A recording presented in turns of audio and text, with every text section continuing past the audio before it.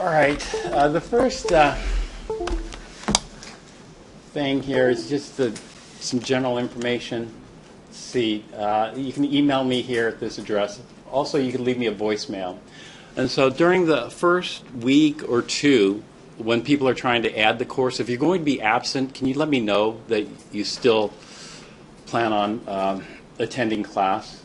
That way I know that you're still in and not drop. My office is in room Chem 120 down the hall here, but my office hours aren't always there. In fact, most of the time my office hours aren't going to be in my actual office. The office hours are mostly going to be either in this lab here or in the lecture room, which is Chem 103, or in the computer lab, which is Chem 108. And so you could look for me in those places. If you're looking for the afternoon office hour, then it could be in Chem 133 as well. So just check around the rooms. On Mondays, I'm going to have an online office hour. And let me show you that here.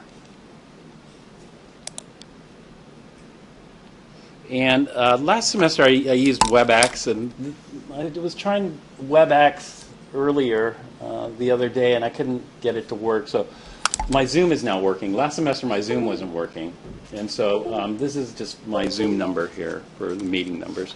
So you can join between 9:30 and 10:30. I'm going to start tonight, and so Mondays 9:30 to 10:30 p.m. It's a little late, but hopefully you can make it.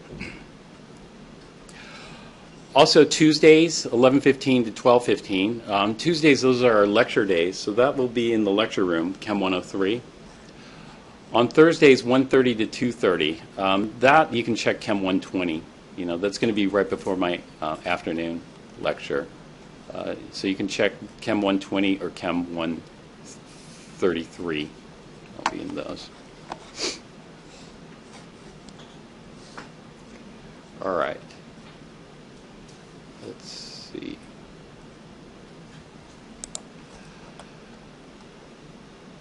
If you can't make any of those times, let me know. We could schedule something else. All right, so today, August 26th here, we're just going to go through a class overview, and we're going to start Chapter 1 here. This week, we're going to do Chapter 1, which is Matter, Properties, and Measurement, and Chapter 2, which is Atoms and Atomic Theory. And then Monday, we have a holiday. Next week, we're going to start Chapter 3, Chemical Compounds, and Lab. So our first lab is going to be on September 4th, Experiment A. For this lab, you don't have to bring goggles. This is just a water lab. We're going to use some volumetric equipment to measure some volumes of water and the mass, different balances, to measure the masses of different things. So that's our first experiment. This is very similar to Chem 4's experiment 1, the measurement lab in Chem 4. All right, and then from chemical compounds, we're going to go to Chapter 4, which is chemical reactions.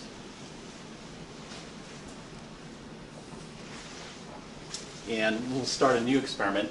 This is the gravimetric analysis of sulfate. So we're going to do a precipitation reaction, precipitating insoluble sulfate, which is barium. So we're going to add barium ions to sulfate ions.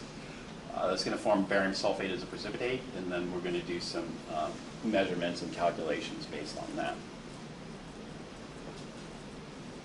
This is a multi-day experiment, and so we're going to continue this with filtration and washing on this date, and then the drying, cooling, weighing is going to be on a future date. And so I'm going to fit it into a future date. I'm not sure which one yet. Probably this date here. But this is a busy lab as well. Experiment 14 is titrations. And this is multi-day too, so we're going to start here and then finish here. And then Chapter 5, more chemical reactions, aqueous reactions, and then we're going to have our exam. Our first exam is going to be in 4 weeks. This is the 4th week on Wednesday. We're going to use the entire lab period for this exam, so you should have plenty of time to finish it. It's not going to be time per se. But this exam is going to cover the material up to probably chapter 4, maybe a little bit of chapter 5, although the exam's in the middle of chapter 5 because we're going to continue it here. So for sure through chapter 4 and maybe a little bit of 5. Also, the homework is going to be due on the exam day. It's actually going to be before the test, probably in the morning here. And so all the homework, that is chapters 1, 2, 3, 4, will be due here.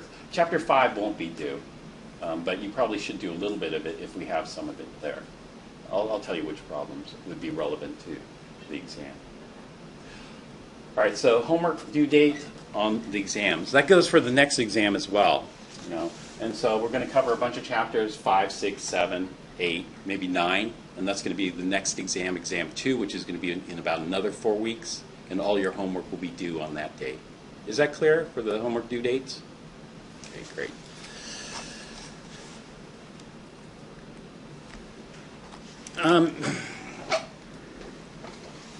So we're going to spend quite some time on chemical reactions here.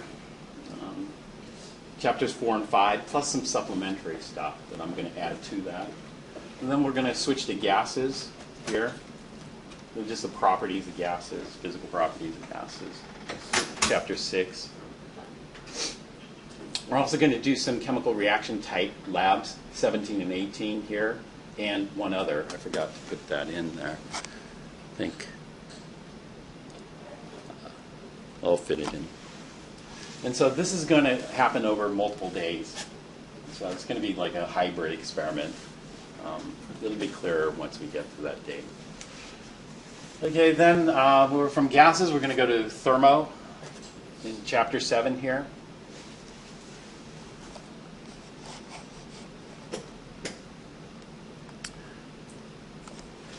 We spend about 2 weeks on thermodynamics. And we're going to do this experiment 5, which is KClO3. This is like a chapter 6 gas type lab dealing with collecting oxygen gas, which is a product of KClO3 decomposition. And then we'll do experiment 2. This is multi-day lab as well, calorimetry, which is chapter 7 type material, thermochem. And then from thermochem, we're going to go to chapter 8, which is quantum or electronic structure. Atomic structure, part 2. And then that would be the 8th week. This is the 9th week. We'll have our exam. 9th? Yeah, this will be our 9th week. Exam 2. And so again, this is going to cut chapter 8. So for sure up to through chapter 7, we'll be on exam 2. Chapter 8 will probably be on the next exam. Here. Chapter 8 being quantum. Here. Should have put that in.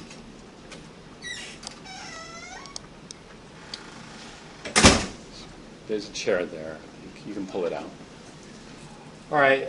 Then chapter 9 is just an application of quantum, which is atomic structure and properties, using quantum to predict certain properties. Then we're going to do a couple of computer labs. One computer lab here is going to analyze this. Experiment 3 and experiment 4 quantum experiments. Experiment 3 is atomic spectra. Experiment 4 is a spectroscopic analysis of red food color, determining the concentration of red food color based on its absorption of light here. And then we'll go to the computer lab to analyze that data. Then chapter 10 is some more quantum chemical bonds. With chemical bonds, we get into Lewis structures and models and that kind of stuff. So 8, 9, and 10 are Lewis structures and models. I'm just going to combine those and make a hybrid experiment of those. We're going to get into bonding theory in more depth, which is chemical bonds 2, looking at the quantum mechanics of bonds here. And then we'll have our exam 3 here. This should be about the 12th week. I didn't mark the weeks here. And we have chapter 11 here being split. So again, the same thing. We'll have at least through chapter 10 probably on this exam. But we'll see when we get there. All right, then the drop deadline with the W is November 15th here right after exam 3. So hopefully I can get this graded quickly so you see what your score is before the drop deadline.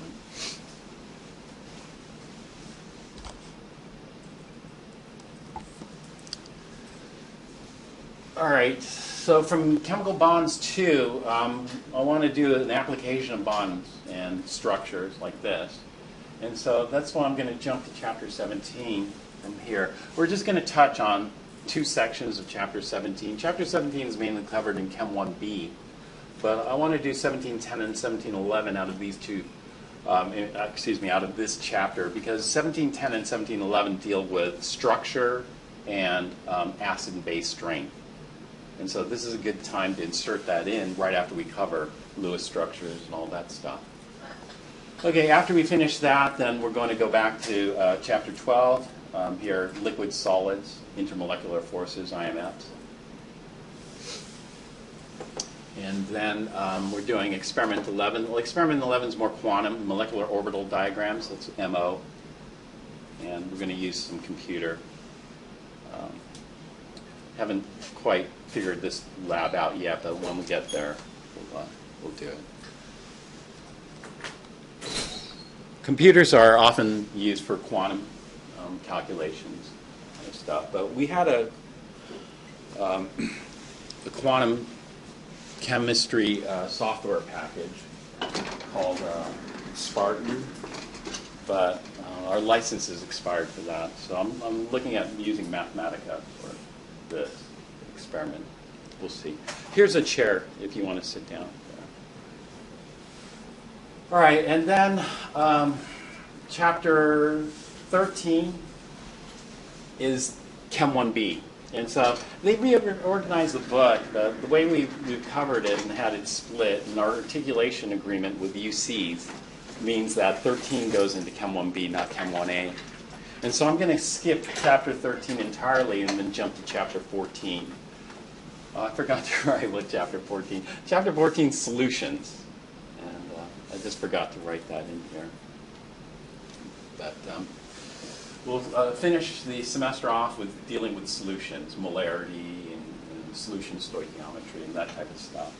Although we're doing the titration early. And so titration is like a chapter 14 topic. But I don't want to save the titration right for the end of the semester. It would be too late. So we're going to do that. Now, I didn't have exam 4 here. So the exam 4 material is going to be incorporated into the final. The final is going to be over 2 days. The first part of the final, this is going to be 3-hour lab period here. And it's going to be comprehensive, all chapters. This part of the final is going to be all multiple choice. And then on the second day, then we'll have some more free response type questions here. Free response questions would be like draw Lewis structures or draw what we call a molecular orbital diagram, which we're going to do in that molecular orbital experiment here, or atomic orbital diagrams, this sort of stuff. Maybe nomenclature over here. Nomenclature isn't really that great for multiple choice, but for free response it works out quite well. All right, any questions on this?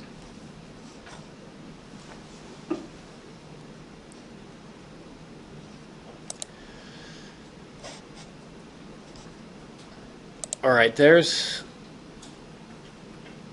the grade breakdown. Let's take a look at that here. Did you guys already have a chance to read through these? Like most people have. Were there any questions on this? No. All right, I'll let you read through it. Was this clear here about the textbook? Yeah, I went to the textbook last week, and he tried to order, because normally we can get a bundle deal, but he wasn't able to, so they've changed their business model. I think they just want to eliminate the middle person, the bookstore, and sell direct to the students. And so the price is good. You know how much they used to charge for this book? $300 for the print edition. And so now it's like $80 for the print, or the e-text version isn't that expensive. The e-text, I highly recommend it because they not only do you get the textbook, but you get access to these videos and also their study area where you can generate, Quizlet type things, and so it's pretty handy. So I think, yeah, that's reasonable. The cost has gone down a lot. So then I didn't feel bad. In the past, I didn't make students buy Mastering Chem because they used to charge a lot more for Mastering Chem. Now it's like $30, but before they were charging, I think $50. This is a little too expensive, just for homework. But the Mastering Chem is good too because they have tutorials on there and other things. And they have a study area as well. There's some overlap between the e-text site and Mastering Chem.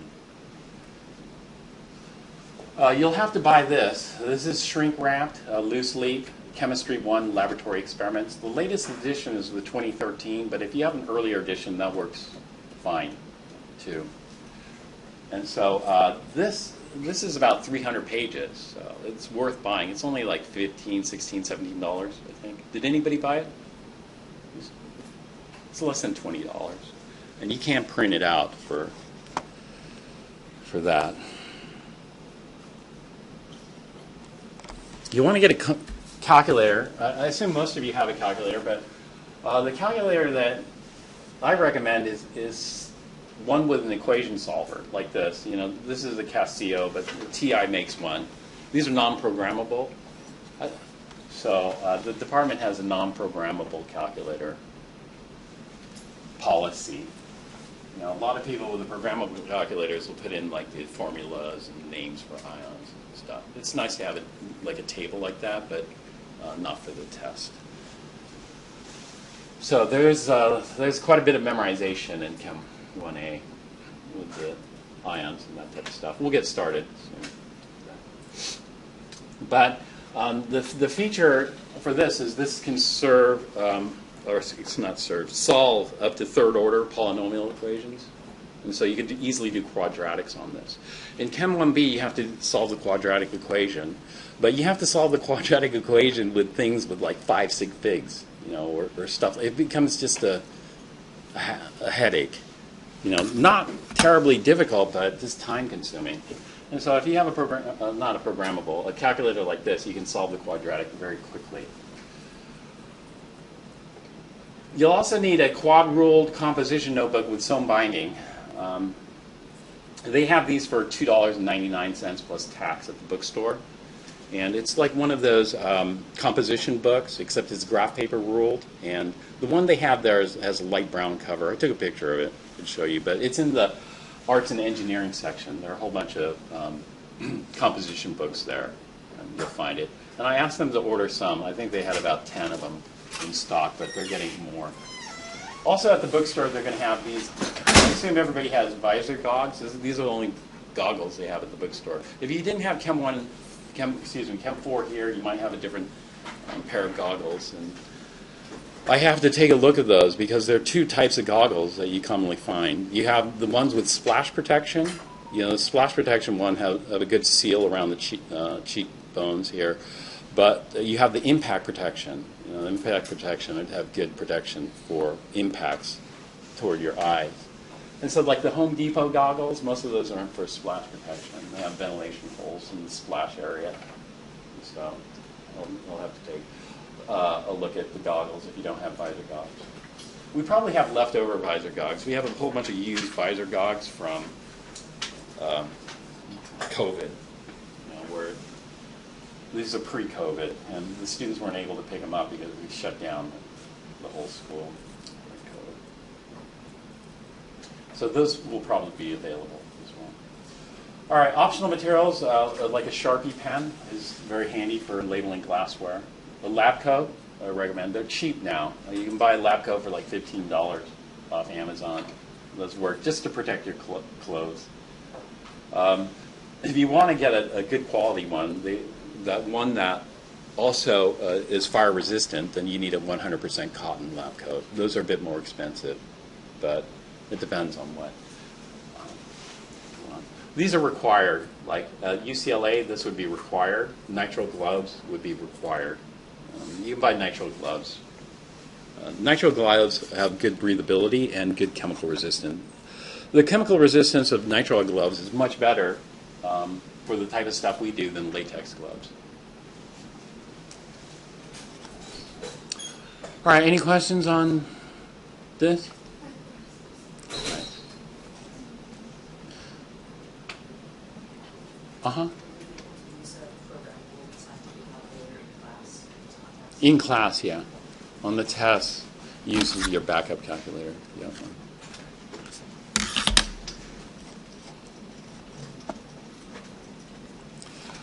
They have. Over there. If you don't have one of these type of calculators, they have one, but it won't solve quadratics. And you can check it out for the entire semester from the not the bookstore, but the stockroom here. And so we have a whole bunch of scientific calculators that you can borrow for the entire semester. Just make sure you return them.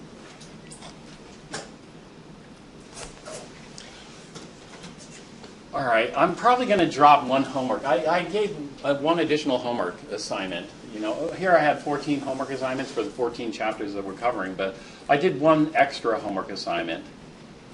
And so either I'll drop that or make that a bonus. It depends. But it might not be a 10-point bonus. And the one additional homework assignment is due coming up. Well, I have the due date on the homework assignment is Thursday. You know. The reason I made it Thursday is to force people to sign up and get started right away. You know. And so do that. You can do late homework. You turn it in. I think I set the penalty for late homework at not more than 10% per day, or 5% per day. I can't remember what it was. I'll take a look at it, but it'll say what the penalty for late homework is. So try to log in and set up the Mastering Chem, and I set up a homework assignment which is Chem 4 reviewed, and I know some of you started it. How have you found it so far? Okay? Okay. Was it about the right level, Chem 4? Okay, good. Thanks. So do that one. That one's not included here, but these 14, they're 10 points each, so this is 140 points total. We're going to have 3 midterms. Each midterm is 100 points, is 300 points. And then we're going to have quizzes. These quizzes are going to be spread out throughout the semester. The quizzes are going to be low point value, like 1 to 4 or 5 points each.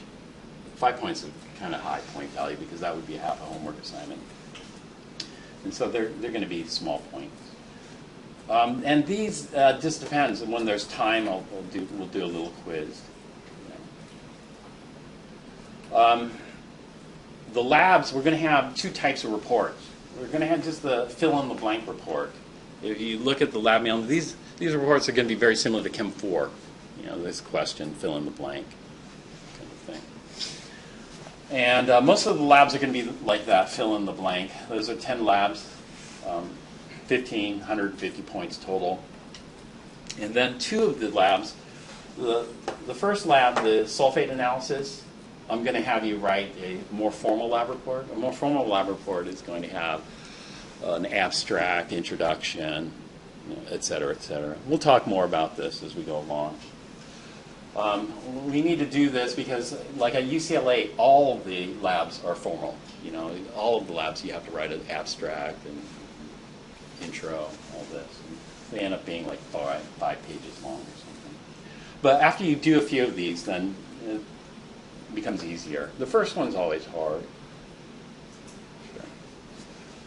So 2 of those, the sulfate analysis, and we'll have plenty of time to do this. And you'll have a lot of time to work on it, and then I can take a look at your drafts, make sure you're on the right track. And the second one will be probably the calorimetry experiment, which is thermodynamics. And that'll be 60 points right there, almost an exam. Then we're going to have a lab technique grade, and this deals with things like safety, preparation for lab. And there's some pre-lab work that you have to do. Efficiency, just efficiency and preparation, those kind of go hand in hand. Notebook, clean up, and check out. You have to make sure to check out because if you don't check out, even if you drop the course, you have to check out. Otherwise, they'll place a hold on your grades. The final exam is going to be worth 200 points. So the point total is going to be approximately 910. Approximately, because it depends on how many quizzes I throw in there and other things in there. But about 900 points, I expect. Your grade is going to be based on the percentage of the total points.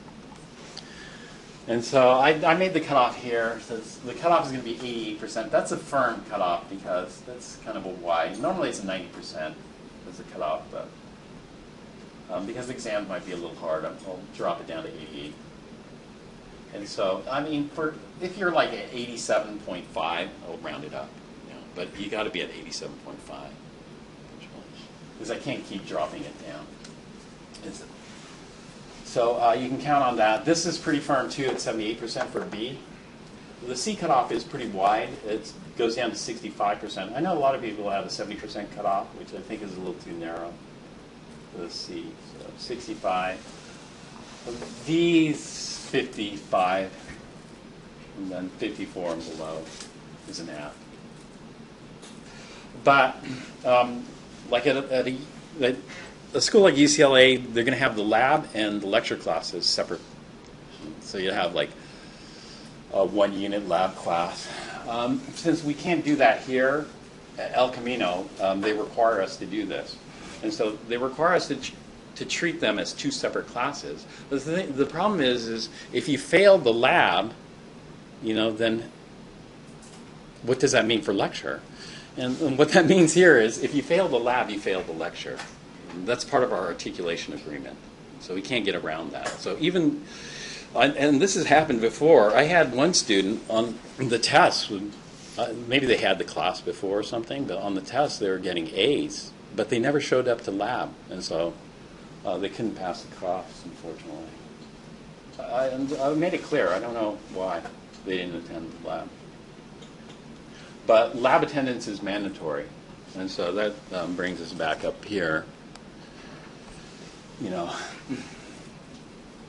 laboratory attendance is mandatory. Lecture depends. You know, you might miss a quiz, but the quizzes aren't worth that many points. But I'm not going to lower your grade if you miss lecture, but if you miss lab, then your grade is going to suffer. If you're going to miss a lab, and I know I already received emails of people potentially missing a lab, then you got to try to make it up. And making up labs can be difficult depending on how they set it up. You know? And so if you know you're going to miss a lab, let me know, and we'll see if we can make it up. If not, then you know we still have a lot of points. So if you miss some points with the lab, your grade still should be okay. I think.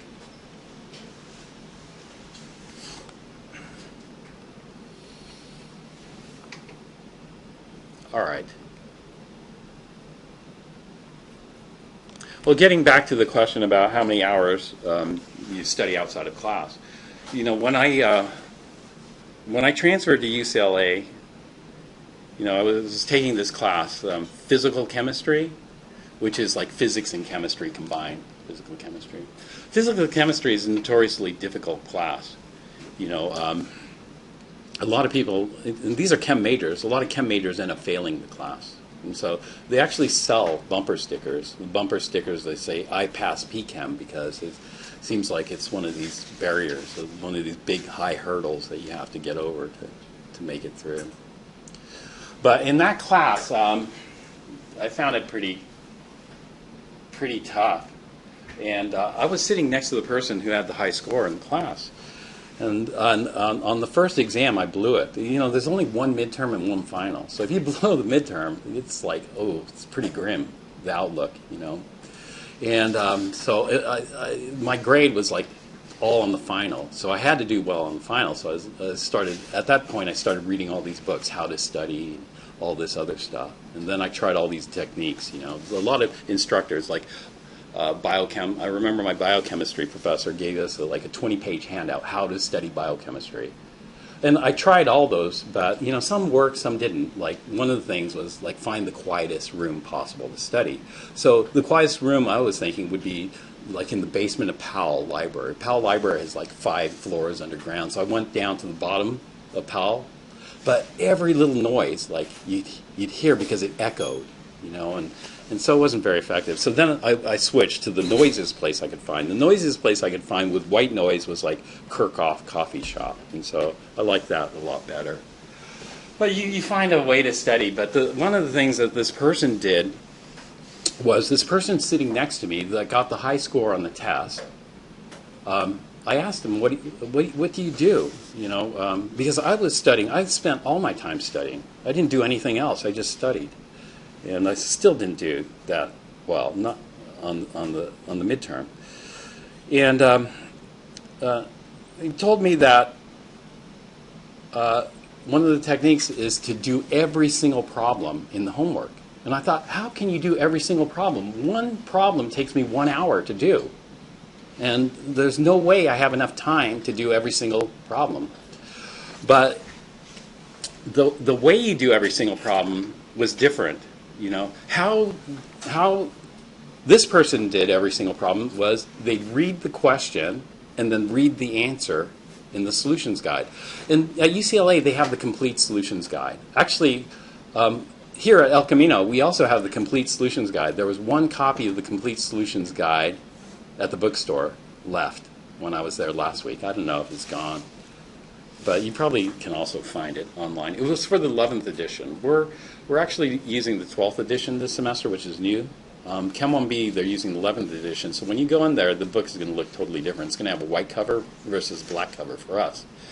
But the homework is the same. They mix up the numbers, but the problems are the same. So you just have to cross-reference it, and then you can get it. Or you can find it. You probably can find it online. Somebody's probably pirated it already. But that's handy. So I recommend that too, because if you go through every single problem, then you've seen every single variation of a particular concept possible. And so what else can they throw at you? You know, yeah, sure, they can throw out something different, but you know, if you've seen every single variation, then you're pretty well prepared for any little twist or turn in the particular problem. So I recommend that. And so it depends on how much time you have to study outside of class. But this course is going to require a lot of outside of class study. So just be prepared for that. All right. With that said, are there any questions on the course breakdown? No? Then we got to get started, because the amount of lecture hours is minimal. So I just download. I have the PowerPoints here, and I decided this semester I'm going to use the PowerPoints since I didn't receive too many complaints. I don't really like PowerPoint. When I was a student, I didn't like PowerPoint.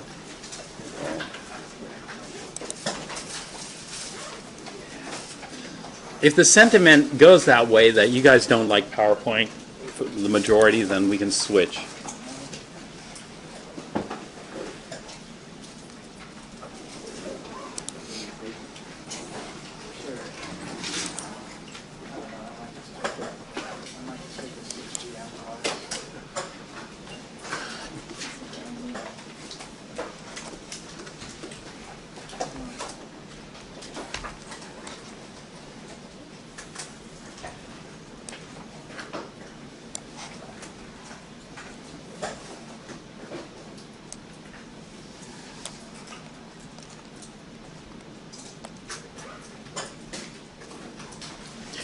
All right, this book is Petrucci, Herring, Madura, and this and that, 12th edition, Principles and Modern Applications. The level of this book is honors chem level. And so if you look at the textbooks, like for example, UCLA, they use a majors textbook. Not everybody's a chem major. And also at UCLA, most people have had calculus, and so there's a lot more calculus in it. And so our book is one step below that. A lot of schools, we used to use a book that was about 2 steps below that, or 3 steps below that. You know, and so the rigor of the book wasn't as high. And what that means is when you get to the next level class, it's a bigger step up.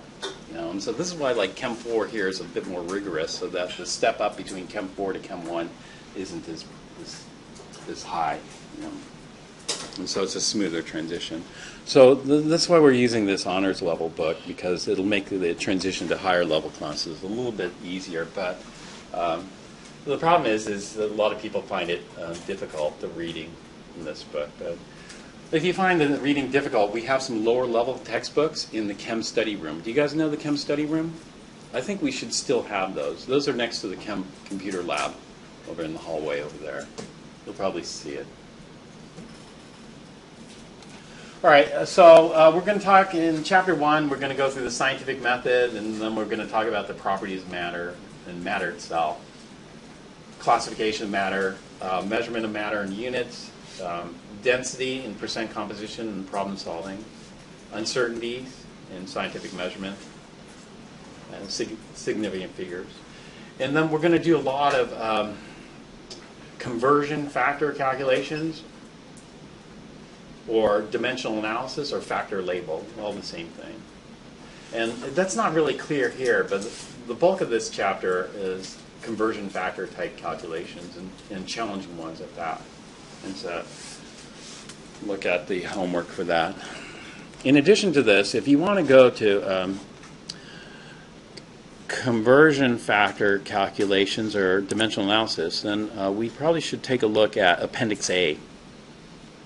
And so let me bring up the book here.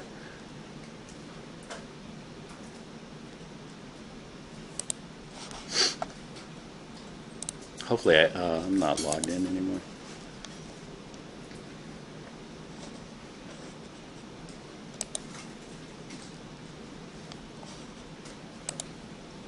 Yeah, there's a study area, and e-textbook has a lot of nice features as well.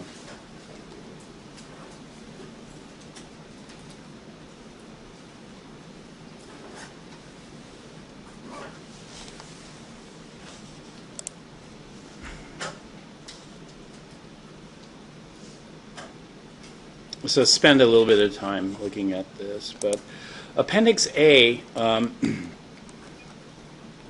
has a lot of review sections.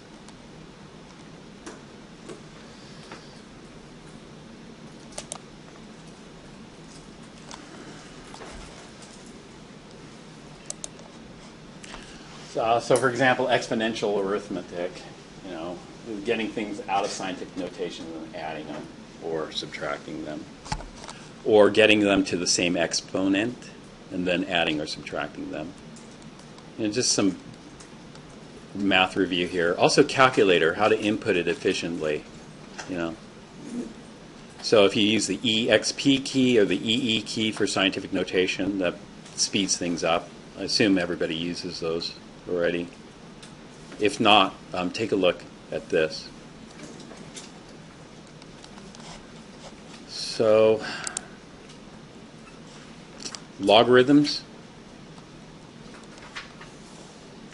logs,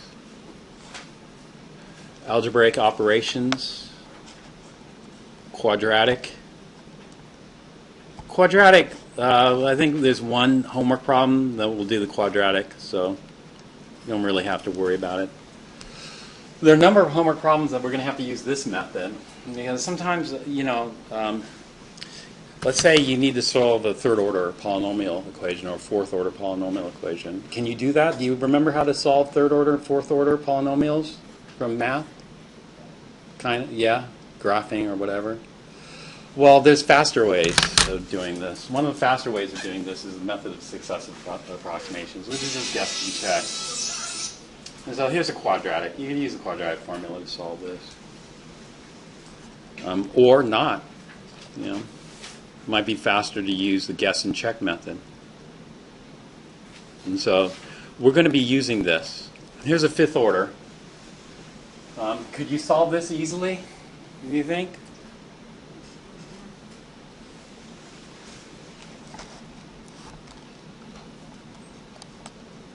Yeah, if you can, then it must be pretty good. That math, I wouldn't be able to solve it easily. I could solve it easily using the method of successive approximations. That would make it pretty easy to solve. And so this isn't that hard to solve. And the method of successive approximations is just the guess and check method. Let's see, name. Graphing. We're going to do some hand plots and Excel plots in this course. This is a semi-log plot.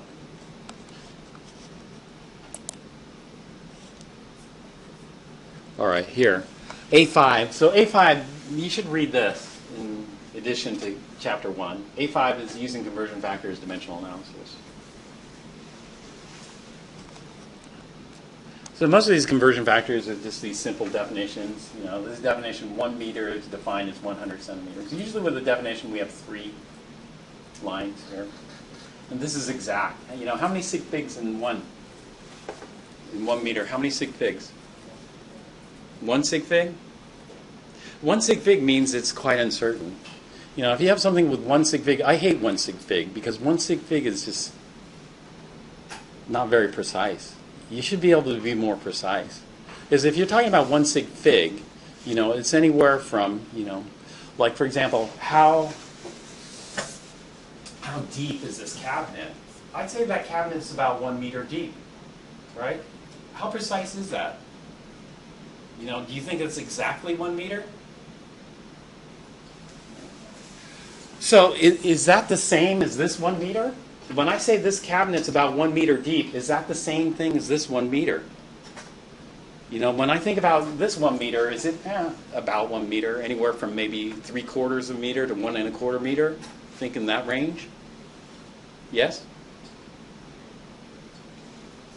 No, this is exact. How many sig figs? Infinite sig figs. How many sig figs here? Are there about 100 centimeters in a meter or exactly 100 centimeters? Exactly. So all the definitions are exact. All the definitions have infinite sig figs. But we have ones that aren't definitions as well. And so we'll be looking at those. Like this. Is it approximately 3 feet in 1 yard or exactly 3 feet in 1 yard? Approximately 3 feet to a yard or exactly 3 feet to a yard? This is the sig fig review. So hopefully they do this sig fig review and the sig figs review on Mastering Chem. But you need to review your sig figs. How many sig figs here? 1 or infinite? Infinite. This is exact. There's exactly 3 feet in 1 yard. That's what we call definition. I mean, the people learn this. I learned that. I don't know where I learned this, in elementary school. How about 1 foot and 12 inches? Is it approximately 12 inches or exactly 12 inches? Exactly. This is infinite and infinite sig figs. How about this one? 2.54 centimeters in an inch. Is that approximately 2.54? Plus or minus a little bit, or exactly 2.54? This is exact. This is by definition. This is exactly 2.54. How about this one? 3.8 liters in a gallon. 3.8 liters in a gallon. Is that exact or is that approximate? That's approximate. People say there's approximately 4 liters in a gallon. That's not exact. 4 liters in a gallon would be 1 sig fig. Is that a good conversion factor? 4 liters in a gallon? Let's say you wanted to buy a gallon of gold. And the person said, okay, I'm going to give you 4 liters. Are you coming out ahead or behind? I'd take it. But let's say if somebody said, okay, I want to get 4 liters of gold. I want 4 liters of gold, and they give you 1 gallon. Are you going to be happy? No, I would not be happy. So is 1 sig fig good? I don't think so. Yeah, sometimes you'll come out ahead, but sometimes you'll come out behind. We should be able to be a little bit more accurate or a little bit more precise. Both. Obviously, we want to be both, but what would you say in this context?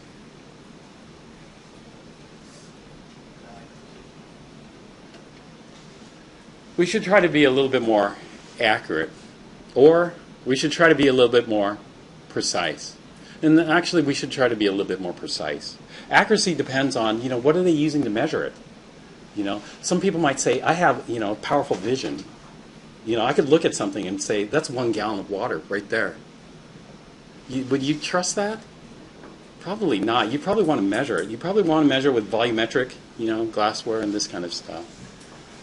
And so accuracy is, we'll talk more about that today. But you need to review this type of stuff because this is common jargon that we use in Chem. Go back to my PowerPoint here. So when we're looking at conversion factors, one of the first things I look at is it exact or approximate? And if it's approximate, how many sig figs? And if it's approximate, we like to use as many sig figs as possible. But sometimes it's kind of ridiculous. Like, for example, pi. Is 3.14 good enough, or do you need to add on 50 digits to it for most calculations? Probably 3.14 is good enough, Avogadro's number. Is 6.02 good enough, or should we add on a whole bunch of extra digits? Well, 6.02 is not good enough. It was good enough for Chem 4, but in Chem 1A, it's not good enough. They just changed the definition. They changed the definition of Avogadro's. It used to be a lot of digits like pi, but now it is defined as, actually, 6.022. So now Avogadro's number is defined to 4 digits, and it's exact, 6.022. So you need to know it as 6.022, not 6.02. And a lot of our calculations require conversion factors with 4 sig figs.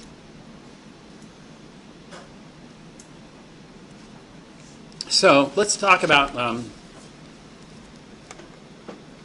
let's talk about some calculations. Since this conversion factor method is the method we use the most for our calculations. In fact, like 90%, more than 90% of the calculations you're going to do in this class are going to be using the conversion factor method. And here they strung along 3 conversion factors. So they went from centimeters.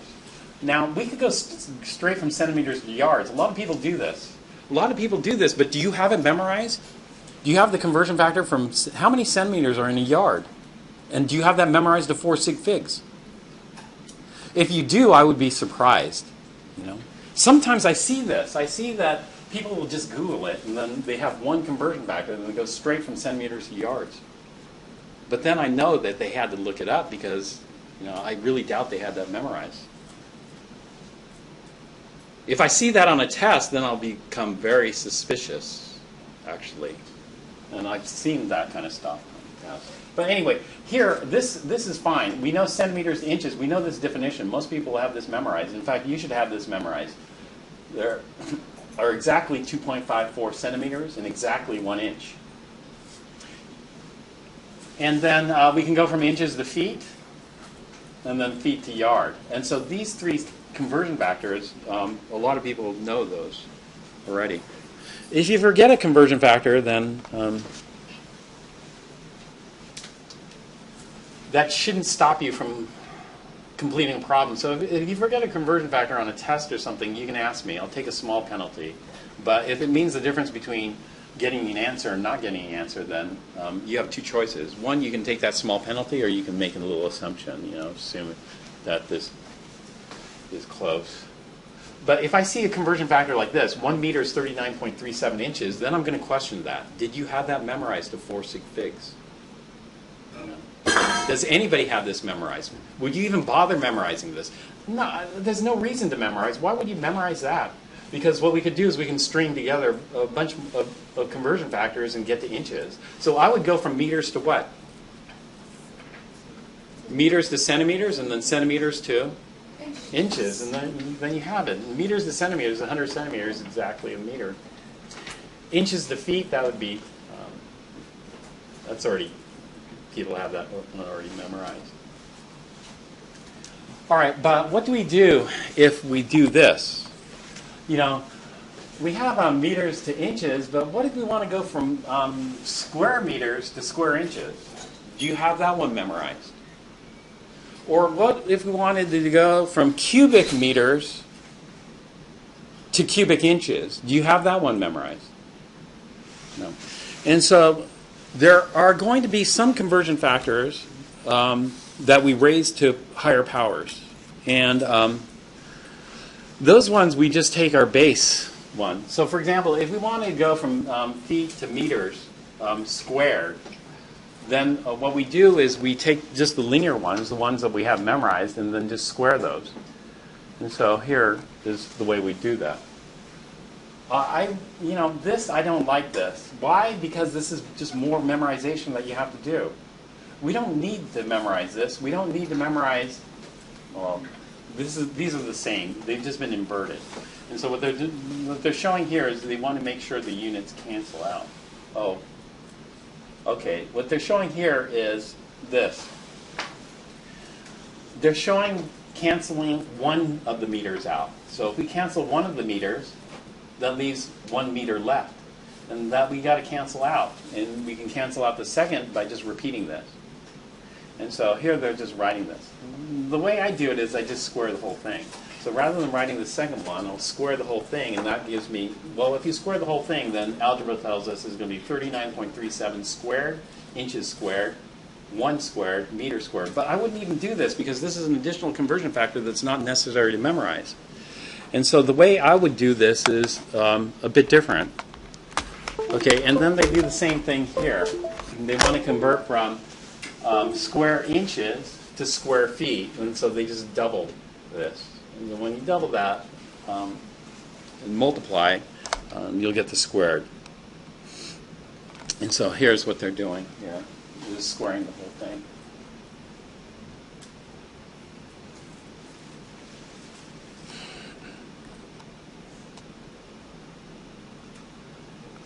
All right, so this particular problem I would do a little differently because I want to minimize the number of conversion factors that I have to memorize. And so we'll do what Ashley mentioned here. And we want to go from 1.00 square meters to square feet. Okay, so let me do that here.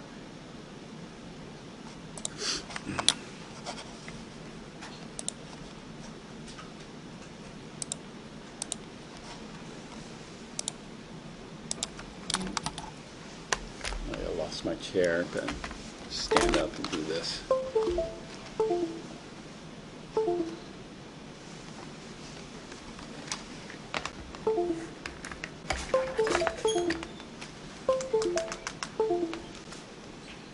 There it is. How many sig figs is this? 3. 3, yeah. Sig figs, I'm just going to write SF. Sig figs. So our conversion factors have to have a minimum of 3 sig figs, preferably 4 sig figs. The reason we want 4 sig figs is because that minimizes what type of error. If we use, let's say we use 2 sig figs, then I'm introducing what type of error in my conversion factor? I'm introducing what we call round-off error. Round-off error. It's like if you say there are 4 liters in a gallon, that's round-off error because it's really closer to 3.875. And so I need to make sure. That's why you see they use 4 sig figs, 39.93, but why bother memorizing that? Instead, what we're going to do is we're going to do this. We're going to go from meters, oops, that's not the pen I wanted. This is the pen I wanted. And we're going to cancel out meters. But we're going to cancel out meters squared. So I'm going to square the whole thing here. So that's going to give me meters squared. And then we're going to go from meters to what? Centimeters. So how many sig figs is this? Infinite sig figs. So I'm already way, way better because they're going to have some rounding error. You know, was it really 39.93? Was it really exactly 39.93, or do you think they rounded it to 4 sig figs? They rounded it. When they round it, they're going to introduce rounding error. Whenever you round a number, we introduce rounding error. That's why we try to minimize rounding to the very end of the calculation, because if you round every single step of a multi-step calculation, then you're going to be further and further off in precision or in accuracy. Well, in this case, it would be accuracy. You'd be further and further off from accuracy. We'll talk more about accuracy and precision. Actually, we're going to talk more about it throughout the semester. So hopefully it'll become clearer as we go along. And so this meter squared here cancels this meters and squared. But we have to square everything. 1 squared is just 1, but 100 squared is what? 1,000 or 1,000,000?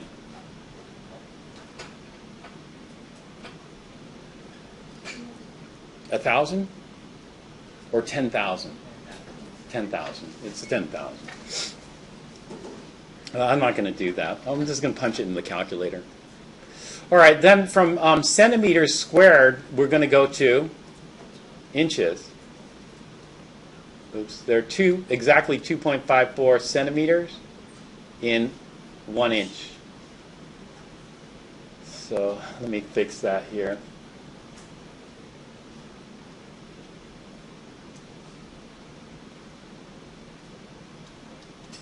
And then we'll just square this. So the centimeters squared cancel out the centimeters squared. That leaves us with square inches. And then we want to go to feet.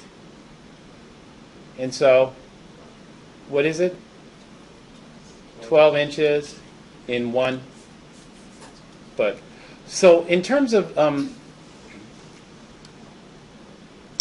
uncertainty and error, I like this calculation a lot better. I like this calculation because all these are exact. And so the only uncertainty is from this 3 sig fig. So how many sig figs are we going to have in our answer? 3. And it's going to come out to 39.93, I think. Let's go ahead and do that in our calculator. So I'm just going to do this. I'm going to go 100. 1 times 100 is 100. So let me clear this. Do 100 squared divided by 2.54 squared divided by 12 squared. Oh, 10.76. Maybe the other one was inches, square inches. 10.76. Now, there are a lot of digits in the calculator. It's going to be 10.763910. Actually, how many digits does your calculator hold? Sorry, would you hit a light or something? Let's see if it's below that. Okay, a light.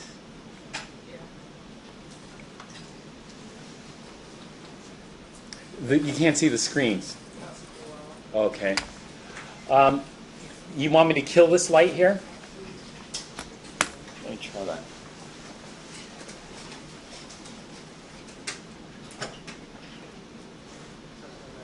Is it better? Well, I can try to write bigger too, if that helps.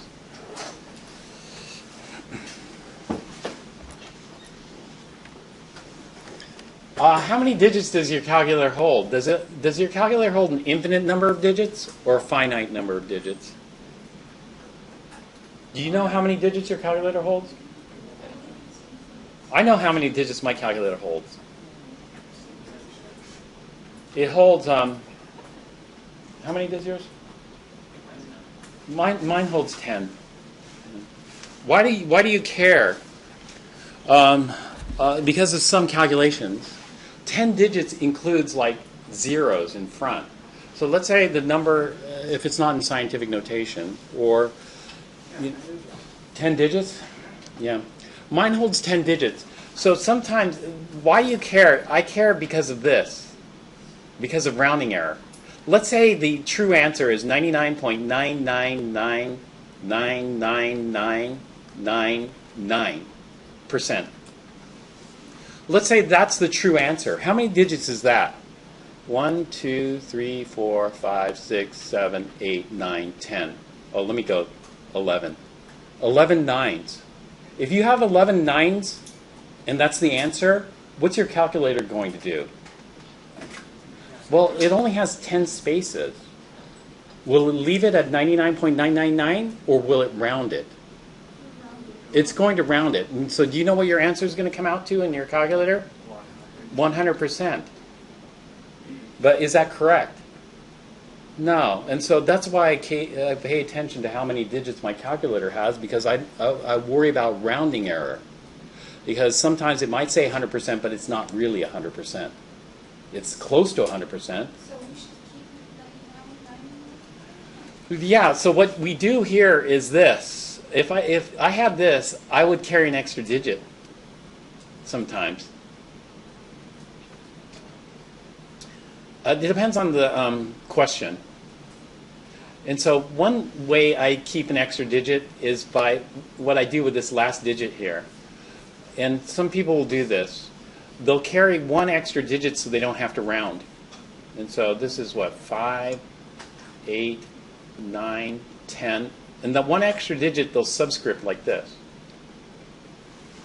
So really I'm only allowed, let's say, this many digits. It depends on the sig figs calculation, but usually we aren't even allowed this many sig figs. But sometimes we'll drop the digit like this.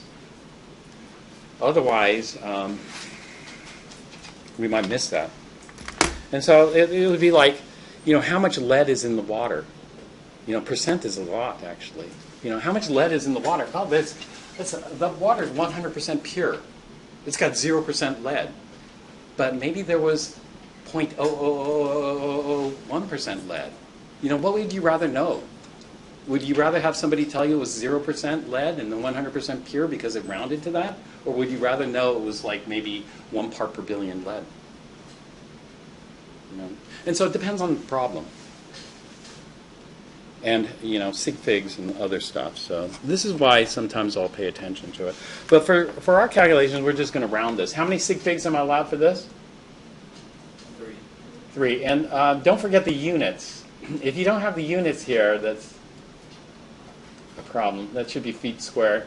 And so what should this round to for 3 sig figs? 10.8 square feet. So a meter is bigger than a foot, so it makes sense that they're more. But you double check the calculations. So this is one of the reasons on the test I'd like to give extra time. I'd like to give extra time so people can just repunch it in their calculator, make sure they didn't make a key error. Because let's say the setup is correct, but the answer is wrong, then usually I would take off like 10% for calculation error, something like that, or a point. It depends on the problem. But I'd like you to show me the rounding step. A lot of people don't. They'll just go ahead and round it. But I want to see it before and after. And to write it before, you don't need to carry this many digits. Just carry one extra digit. And don't round that. So we don't want a cascading rounding effect. You round, round, round. Just the drop digit is 6, so we round up. There. And so just show me the drop digit. That's enough. So 10.76 rounded to 10.8. It's fine. Now, let's say it was 10.769. Then don't round that 6 up. Just leave it at 6. Because we're not allowed multiple rounding steps in one answer. And so we don't want a domino effect. Let's say this was a 9 here. That rounds up. Then that rounds up. Then that rounds up.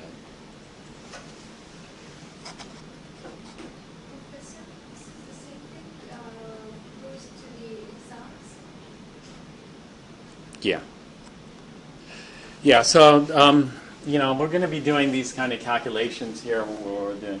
So the first exam is going to have some calculations that you're going to do, and I'm going to do some examples of those here. So what I'm going to do is I'm going to zip through the chapter, and then we'll look at the calcs. But right now we'll just take a break, I think. Well, actually, let me see. We start 9:45. We'll take a break in 15 minutes or so.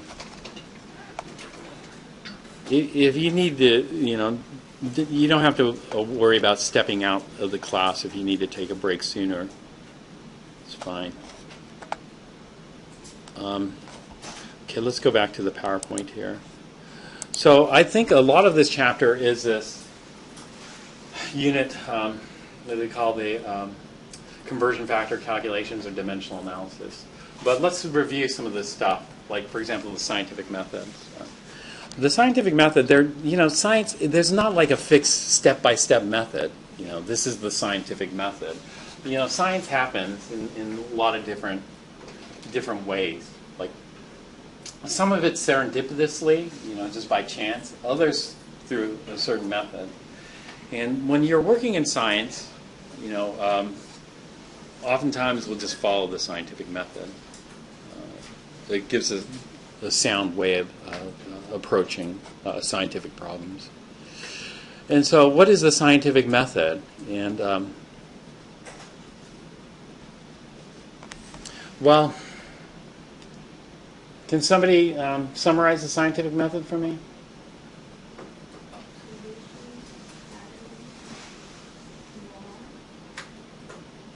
All right, those are like the steps of the scientific method. Yeah, there's pretty much. Yeah, before chemists, there are like alchemists, and these alchemists, they thought in terms of a mix of science and magic, and then there's a transition to chemistry, and this transition to chemistry, then they're thinking in terms of just science. And so what does that mean? Well, that means they're kind of eliminating the magic part of it, but what was the magic part of it? And so what the alchemists, what the alchemists were looking for? The alchemists were looking for two things, to my understanding. Maybe I haven't really studied alchemy that much, but they were looking for the elixir of life. Have you heard of the elixir of life? Yeah, elixir of life. If you could find that, then you could become immortal by drinking it. And they were looking for the philosopher's stone. And do you know what the philosopher's stone did? Yeah, transmuted metals. So you could turn like some metal, copper, into gold. Or lead into gold, that type of stuff. And so that was a mix of kind of science. But here, let's take a look at the scientific method outlined. Here. What do scientists do? Scientists observe nature. That's what they do. The biologists observe biological systems. Chemists observe chemical systems. Physicists observe physical systems. And when they take observations, they take quantitative observations, measurements, like Newton. Newton just didn't watch the apple fall from the tree, but measured, how fast, how long did it take, and what was its speed. Initial speed was 0, final speed was what? Those types of things. And then notice what? And so what did Newton notice? Did Newton come up with Newton's laws immediately? Well, what Newton noticed, and this is what I'm going to do, I'm going to insert some stuff, because coming from an observation to a hypothesis can be tough to do. And so what we do is we do some more steps to make it a little easier to sort this type of stuff out. And so from observation, I don't go straight to hypothesis. From observation, we look for patterns. And so Newton saw a reproducible pattern, It always took this long for the apple to fall from this height. It always hit at this speed. Those types of patterns. And if those patterns, or they could be trends also, if these patterns and trends are very reproducible, then what we can do is we can come up with something called a law. And when we think about these patterns, what's the most concise way to define a pattern or a trend? The most concise way to define a pattern or trend is mathematically. And so what we come up with are mathematical laws. And these laws would be like Newton's laws. And so the apple, using Newton's laws, we can calculate things. The time in seconds it takes an apple to hit the ground. Those types of things. The speed of the impact. And then from the laws, then we can start hypothesizing, because the laws are good. You know, the ideal gas law. Do you know how the ideal gas law was generated? The ideal gas law was generated from observation. You know, like Charles. Who were some of the other people? Do you remember? Charles is a big one. Charles did the volume and temperature. Boyles, pressure. What else? Do you remember? Gay-Lussac's. Gay-Lussac's was the volume and the amount. You don't need to know. All we need to know is the ideal gas law, because the ideal gas law incorporates all the simple gas laws. And so we have the law. And once we have the law, then we can apply the law to a whole bunch of calculations. So everybody's used the ideal gas law. PV equals, what is it? PV equals nRT. Do you guys remember what R is?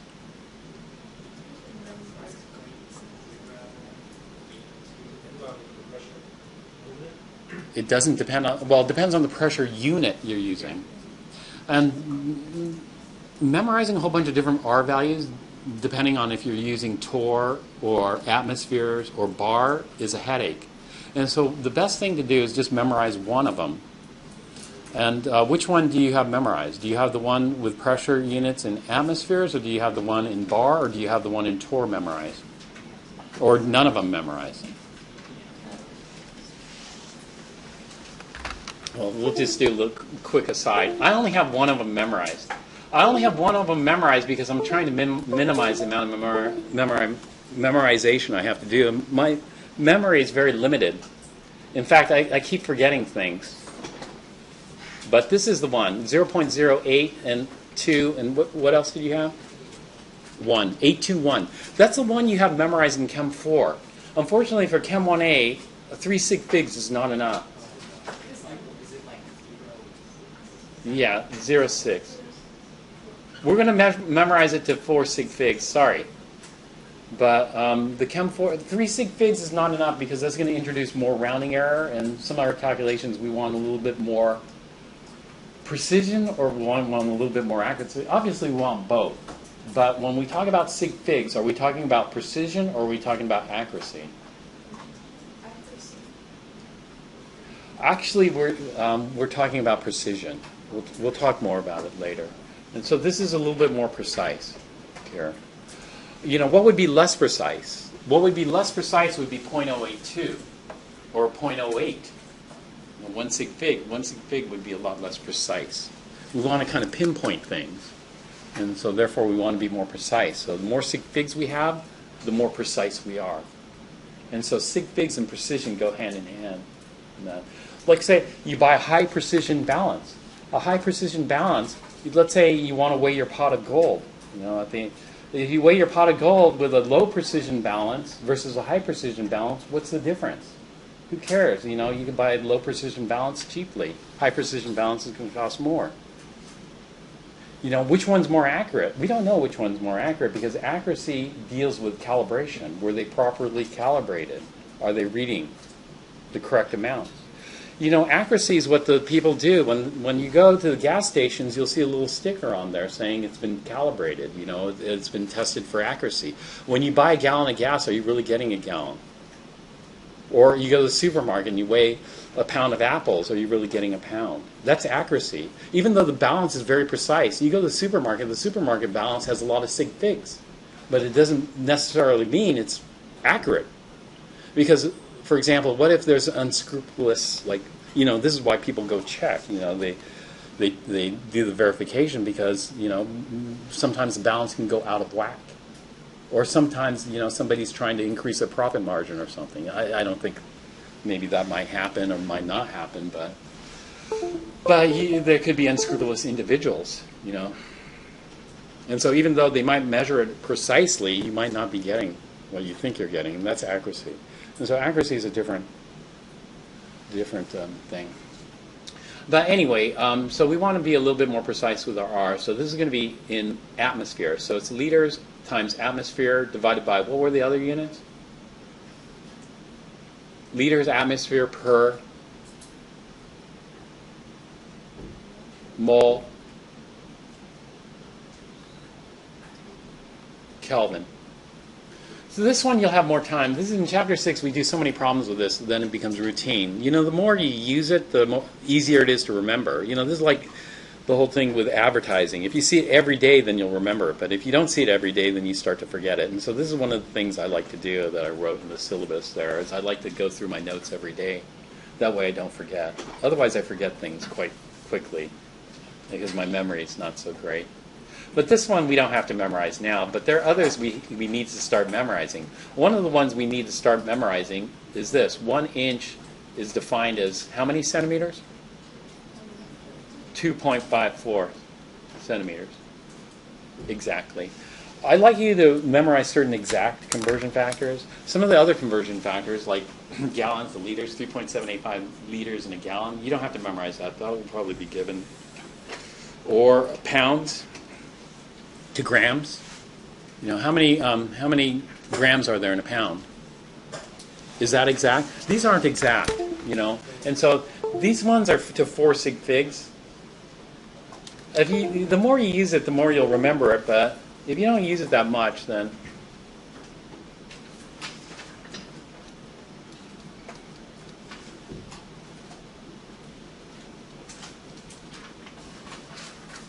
this is only 4 sig figs.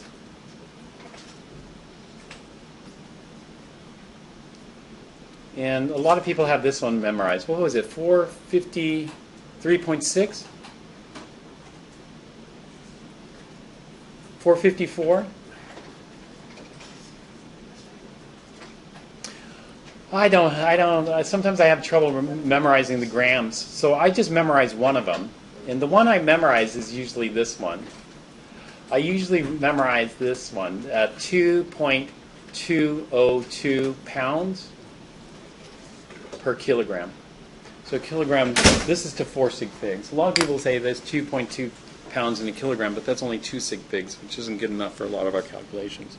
This one's a lot easier for me to memorize than the 454.6 or 433.6 grams per pound. But it doesn't matter. I just memorize one of them. But you don't have to memorize this one. The ones you need to memorize for sure would be this one here,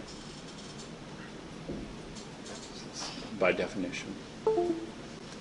Likely, if you forgot the gallons to liters or pounds to kilograms, don't worry about that one, or grams to pounds, don't worry about those. All right, so where did the ideal gas law come from? The ideal gas law came from observations. Charles, Boyles, Gay-Lussac, all of them took observations. And those observations, they noticed a pattern or trend. You know, they graphed it, and they come up with a law. Now, we could stop here. We could use the law to make all kinds of predictions. And so, oftentimes, we stop here at the law, and that's enough. So, can you think of some other laws that you've used? Some other laws that you might have used would be the law of conservation of mass. Do you remember that one? Like if you burn a candle and it looks like mass disappears, did the mass really disappear? No. So if you start off with 100 grams of candle in air, you're going to end up with 100 grams of other stuff. And so law of conservation of mass, those laws we can use. And we can stop there, but sometimes people start to think more deeply. You know, sometimes people want a more fundamental picture. Like, for example, Newton would be happy. Okay, and you could be happy calculating the speed of the apple versus time and distance and that type of stuff. But, you know, pretty soon you might start trying to dig deeper, you know, and so digging deeper, then Newton came up with Newton's laws of physics. Have you heard of Newton's laws of physics? Newton's laws of physics are called classical physics. Classical physics are what got people to the moon, you know, and back. And so we could use those laws, and those laws are very, very useful. But then some people start to think, you know, where did these laws come from? You know, like the PV equals nRT. And you start to think more deeply, you know, where does that come from? Why does the pressure do that? Why does the volume do that? You know, and it would be like more of a childlike curiosity towards that. And so you start thinking deeper into this. And so, for example, Newton hypothesized what? Gravity, right? Newton hypothesized that there's this thing called gravity. And that's where the laws come from. And that leads to this.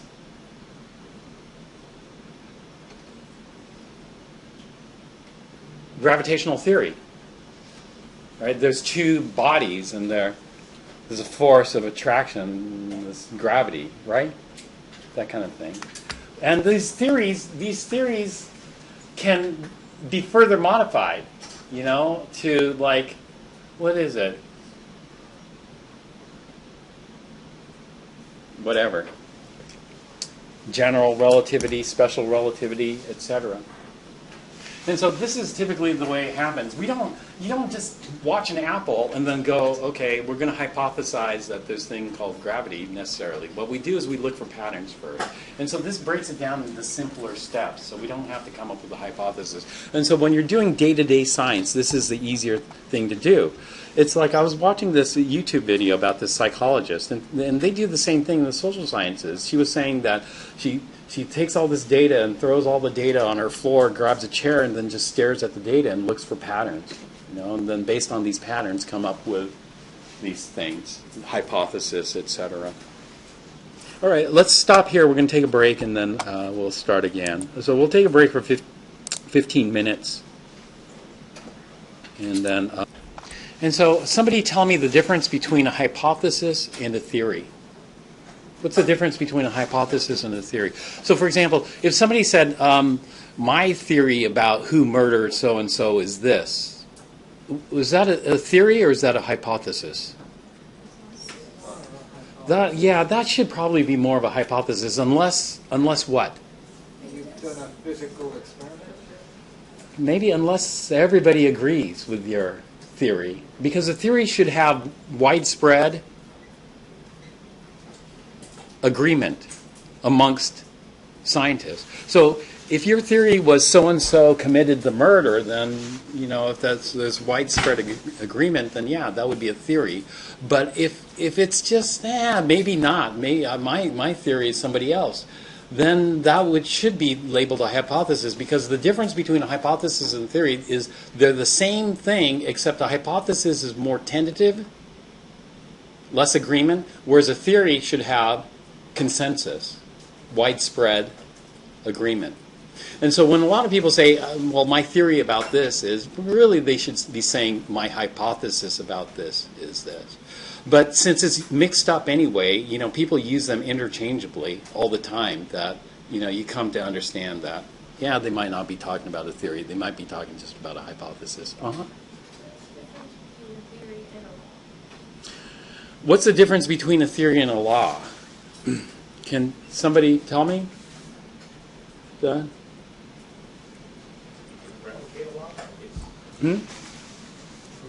A law of nature. Oh, no, I forgot to turn this thing. You know, what's the difference between a theory and a law of nature? So, for example, what's the difference between Newton's law, or let's say, what's the difference between the ideal gas law and a theory?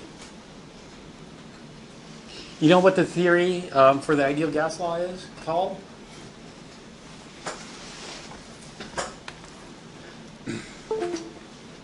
This didn't work out, did it?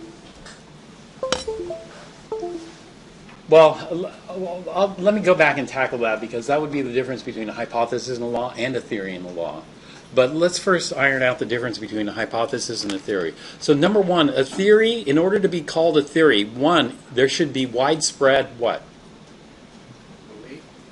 Widespread agreement, yeah. Now, belief manifests itself in different ways. What happened to it?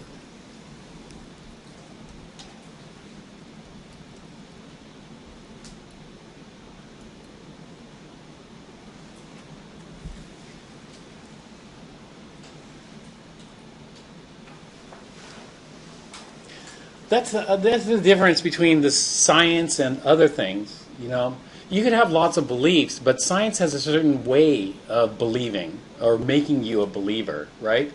One of the things that's disturbing that's been happening, especially around COVID too, is this thing about censoring. Censorship in science is not good. Censorship is a huge step backwards for science, I think. There should be no need for censorship in science. Why? It's the reason there should be no need for censorship in science is because of the way science works. Why do you believe something? So you could be a believer in climate change or you can be a non-believer in climate change, but scientists will have a specific procedure that they use to tackle that.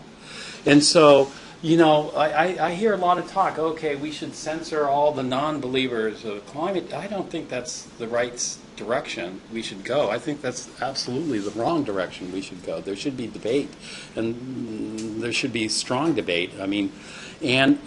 What makes you believe? What makes you believe is proof, right? You need to see some proof. And what is the proof? The proof is observations. We need to see what observations led you to this belief.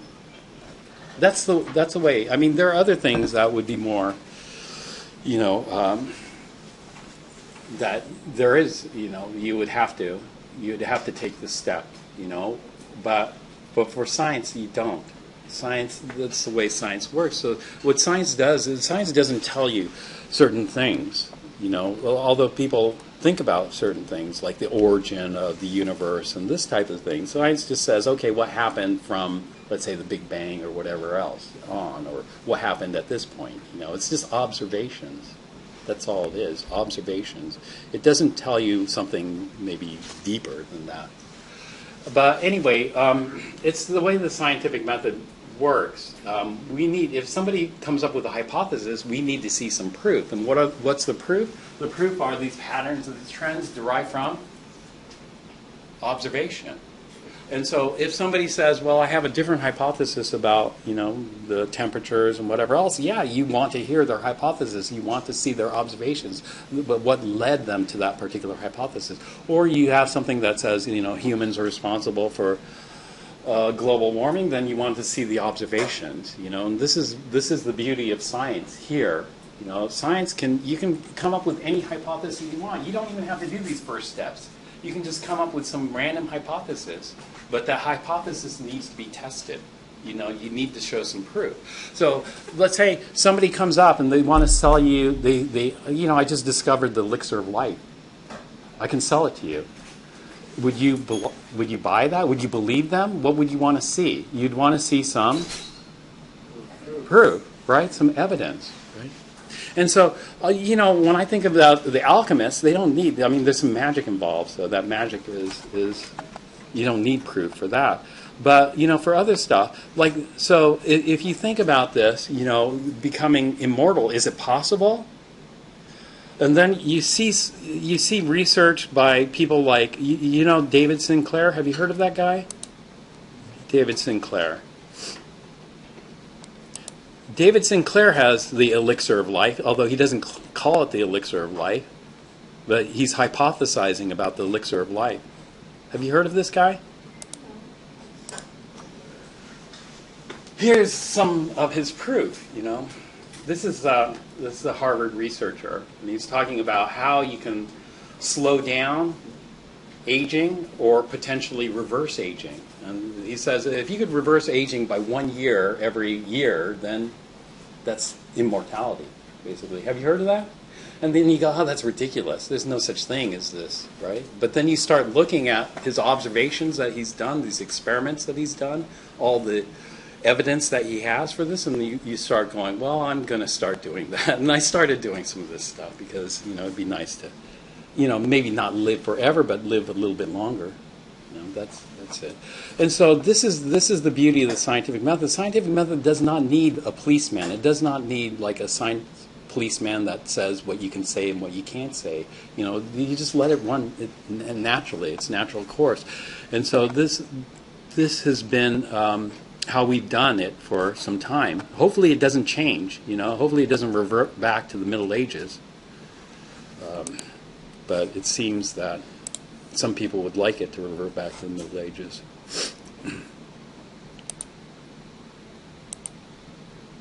But let's continue. So there's one other thing.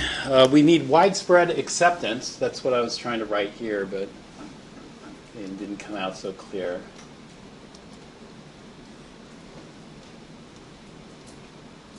Some kind of consensus. So, for David Sinclair's, he has this hypothesis, the information, you might have heard of the information hypothesis of aging. The chromatins, et cetera, they lose some of the information, and that's what causes the aging, and how to reverse that or protect that. So we got widespread acceptance, but there's another thing that theory should be able to do. Do you know the second thing that a theory should be able to do? I'm sorry? Produce the same results? Yeah. It should produce the same results, but that's the same results that were already observed that probably were used in the development of the theory. It shouldn't produce the same results. It should produce not similar results. It should produce new results. And so, in other words, theory should be able to predict new, unforeseen results, observations, laws, whatever. Predict new, I'll just say new results. And so using theory, you can propose something. So do you know about MRIs, the development of MRIs? MRI, the whole concept of magnetic resonance imaging, the MRIs, came from theory. It came from quantum theory. And it was a prediction that was based entirely on theory. People predicted that, the nuclei will act like little magnets. And then you can play with these little magnets using a gigantic magnet. And so you go and you put your body in this gigantic magnet, and then you look at the little nuclei magnets using magnetic resonance imaging. And so that was an entirely quantum mechanical prediction. In the 1950s, it was proposed. And in the 1950s, some physicists tried to set out and measure the magnetic resonance phenomenon predicted by quantum theory. But the electronics in the 1950s was old and not sensitive enough. So the experiments they set out to measure, they didn't observe anything. They didn't observe anything, so it could mean two things. One, they're wrong, there was nothing to observe. Or two, maybe the instruments weren't sensitive enough. It happened that 10 years later, electronics improved exponentially. And so the next group of physicists, the old group didn't try it again, but the next group of physicists went in to try to measure it. And because they had more sophisticated electronics, they are able to observe this thing that was predicted from quantum mechanics, quantum theory. And when the Nobel Prize was awarded, who won the Nobel Prize? Do you think it was shared between the original people who set out, but the electronics weren't good enough, and the second group who just repeated the original group's experiments with more sophisticated electronics? Do you think it was shared? It wasn't shared. This is one of the things that people complain, physicists complain about the Nobel. Sometimes they miss the boat. The people from the 60s won the Nobel Prize. The people from the 50s were completely ignored from the Nobel Prize. So there are some hard feelings, I think. So that story gets passed along. But anyway, theory should be able to predict. So MRI wouldn't exist if this theory did not predict the existence of magnetic resonance. And so that's one application of the theory. Now, the difference between, anybody can come up with the most craziest hypothesis, but not everybody's going to accept it. And so that's the beauty of the scientific method, is it has to have this widespread acceptance before something like that's adopted. And so this is why when people come up with these crazy theories, we shouldn't call them crazy theories, we should call them crazy hypotheses, or hypothesi, whatever the plural. Now, what's the difference between a law?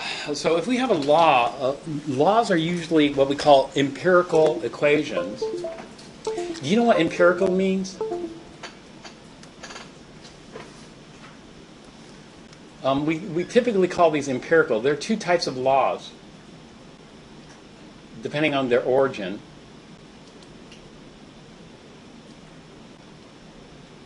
Most laws are empirical. Do you know what empirical means? Empirical means from observation.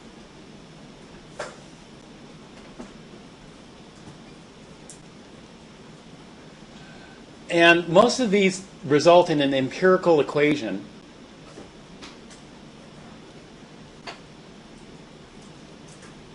And so the ideal gas law results in this empirical equation. It's a mathematical equation derived from observations of Charles, Boyle, Gay-Lussac. PV equals nRT. And so usually a law is just an empirical, or in other words, a mathematical equation is the most concise definition of that phenomena or the observation. But the problem is where does this equation come from? That's where the theory comes in. You know, based on this equation here, can you come up with new, unforeseen? No, all this is used for is just calculating volume, calculating pressure, calculating temperature. That's it. It's not used for predicting new equations. The new equations would be like this from the theory. And so laws can also come from theory too. And so the origin of laws are either empirical in origin or theoretical in origin.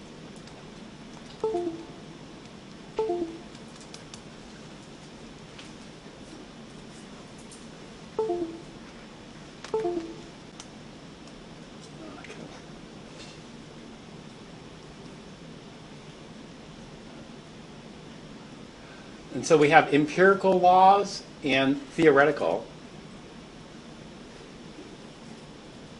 And so we can use theory to predict new laws. So you've heard of Dalton's atomic theory. Did you know Dalton's atomic theory predicted a new law? Do you know what the new law was? Dalton's atomic theory was derived from a law. Do you know what law Dalton's atomic theory was derived from? Dalton's atomic theory came from the conservation of mass. So, you know, Lavoisier and some of those other scientists in old days did measurements. They measured the mass before and after the chemical reaction and found out the mass was the same. Then we came up with a law. The law is delta M, the change in mass is 0. So the mass of the final is equal to the mass of the initial. That's the law. And then you think, why? Why was matter, well, then the hypothesis, there's something called matter. And that something called matter consists of atoms. And those atoms get rearranged in these chemical reactions. And so from Dalton's atomic theory, the law of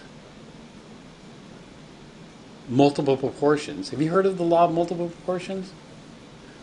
Elements combine in simple whole number ratios and forming compounds of that. And so a theory is one step beyond. A theory is a deeper look. You know, a law is typically just some mathematical equation. We use it. Oftentimes we just stop right there. But a deeper look, you know, what is the theory? Can we derive this from theory?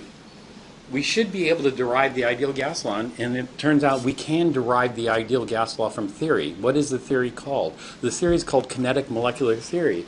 Based on kinetic molecular theory visualizes gases as being particles, and these particles are in random motion, and this random motion we can model using physics, and when we model the physics of that random motion of those particles, then we can come up with this law. So we can start with the theory here, kinetic molecular theory, and work backwards to the law. But the law is not that powerful. The law is very powerful. We can use it. But ultimately, in science, what we want is we want theory, because the theory is much more powerful than the law. The ultimate aim of science is to come up with a good theoretical picture of what's happening, because if we have the theory, then we can make predictions with everything. So this is why people are trying to come up with the theory, not necessarily the natural laws. Does that answer the question? Someone? All right. All right, we're going to go through this quickly because this is all review, but matter is anything that occupies space and has mass and inertia. Okay. So is light considered matter? No. Light's considered energy, but everything else. Is vacuum considered matter? You know what a perfect vacuum is?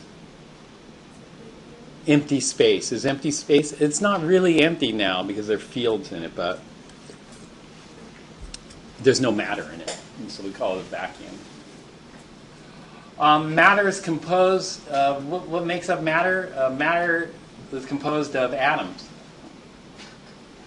And these atoms can combine to form molecules or compounds, or we can break the atoms into smaller particles. But for us, matter is composed primarily of protons, neutrons, and electrons, which makes the atoms, and these atoms can combine to make the matter that we're interested in. Chemists study the matter. Chemists study the properties. Actually, the dictionary definition of chemistry is in the syllabus, but chemists study the composition,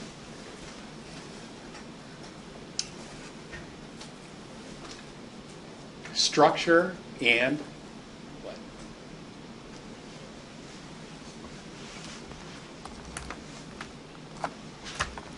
This is chemistry in a nutshell. Let me give you chemistry.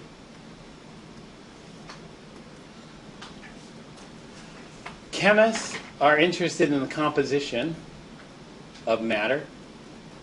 What atoms is it made of? But they're also interested in the structure. So, for example, diamond and graphite have the same composition. They're both made of pure carbon. But diamond and graphite have totally different structures, which lead to totally different what? Properties.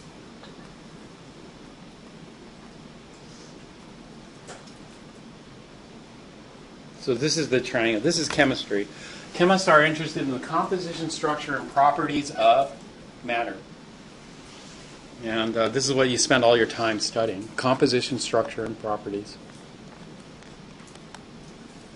When I talk about properties, there are two types of properties. Do you know what the two types of properties are? Physical properties and chemical properties. So we're interested in both. Like, for example, we want to know the physical properties of water and the chemical properties of water. Can you tell me some of the physical properties of water?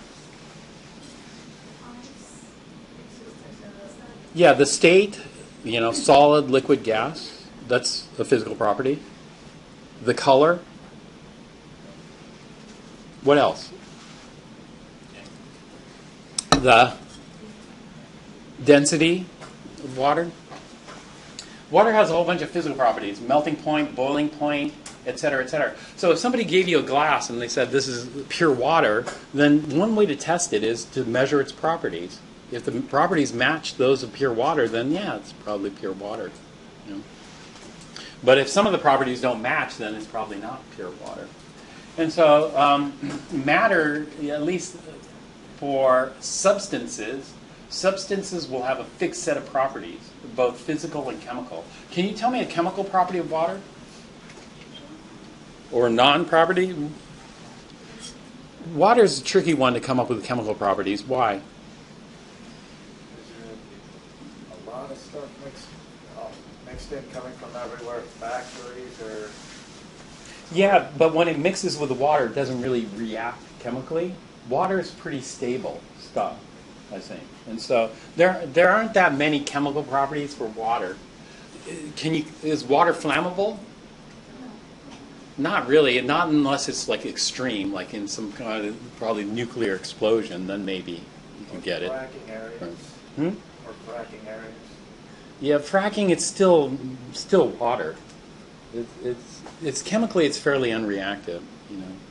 We need it, of course, but so those would be some of the properties we start thinking about. Does electricity fall under physical properties? Electricity would be physical property. So water is a conductor of electricity or non-conductor of electricity? Non-conductor. Because you can get water to conduct. It depends on what kind of voltage you apply to it. But, it's still going to be water after electricity is conducted. pH would be more chemical. Yeah. So water can react with acids and bases and undergo reaction there to form hydronium or hydroxide or hydrogen ions or hydroxide. That would be more chemical. Well, we're going to be interested in that. And so here are some elements. You probably can tell some of these. This looks like gold here, sulfur. I don't know what that is. Copper. Maybe these might be, well, when we look at it, I can't be certain. Because when we look at matter, there are two types of matter that we usually look at initially, and that is it pure or is it a mixture? And so I don't know, is that pure gold or is that like 18 karat gold? Is 18 karat gold pure? You know, how much real gold is in 18 karat gold? 24 karat gold should be pure. That should be pure gold. But it's hard to tell, isn't it, between 24 karat and 18 karat? Can you tell by looking at it? Yes, sometimes. Okay. Yeah. I believe the 24 is supposed to be more goldish. In color? Pure in color. Yeah. The other one is kind of like more as if there was something like copper. I don't know, the color of copper. It's going to be like darker to kind of. Okay. Yeah, it might tarnish a little bit more. That could be a chemical property, tarnish. You know, you don't expect gold to tarnish, polish it. Yeah, so we look for little clues like that to tell us if is it a pure mixture. But sometimes it's so hard to tell. You know, really hard to tell. And that provides one of the biggest challenges, you know, in chemistry. So one of the things we look for are properties. So for example, can you tell if a bottle is pure water or a mixture? Well, one of the things is you might try to measure its electrical conductivity, and that's what we do here. When we want to test our DI water, deionized water here, we pass it through like an electricity meter. There are two electrodes in there, and if the water conducts electricity, we know it's bad. If the water doesn't conduct electricity, then it's good. So what we do is we measure the resistance. So our DI water here should have mega ohm resistance. If it has mega ohm resistance, then we're good. Sometimes it doesn't. Sometimes it goes bad. And then when it goes bad, we know we need to change the filters. We have these things called ion exchange columns, which act as filters for the ions. But mixtures, separating mixtures is a big challenge. When we have mixtures, we can separate those by physical means. Is this physical change or chemical change here? This looks like a nail. This nail's being eaten away. This is acid. The acid's attacking the nail, but is it attacking the gold?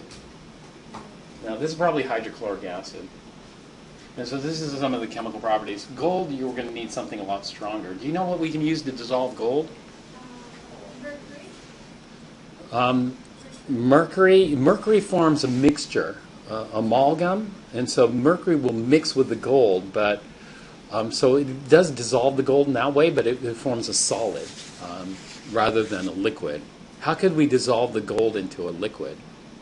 And one way is we have to attack it chemically, and so it would be an example of chemical change. This is an example of chemical change. So if this were hydrochloric acid, it's not going to touch the gold. But if this were, have you heard of aqua regia? Aqua regia will dissolve gold. And aqua regia is a mixture of two acids. Hydrochloric acid has what formula? You guys remember the formula for hydrochloric acid? HCl. So if we take like 3 parts of hydrochloric or 4 parts of hydrochloric and mix it with another acid, nitric acid. Do you remember the formula for nitric acid?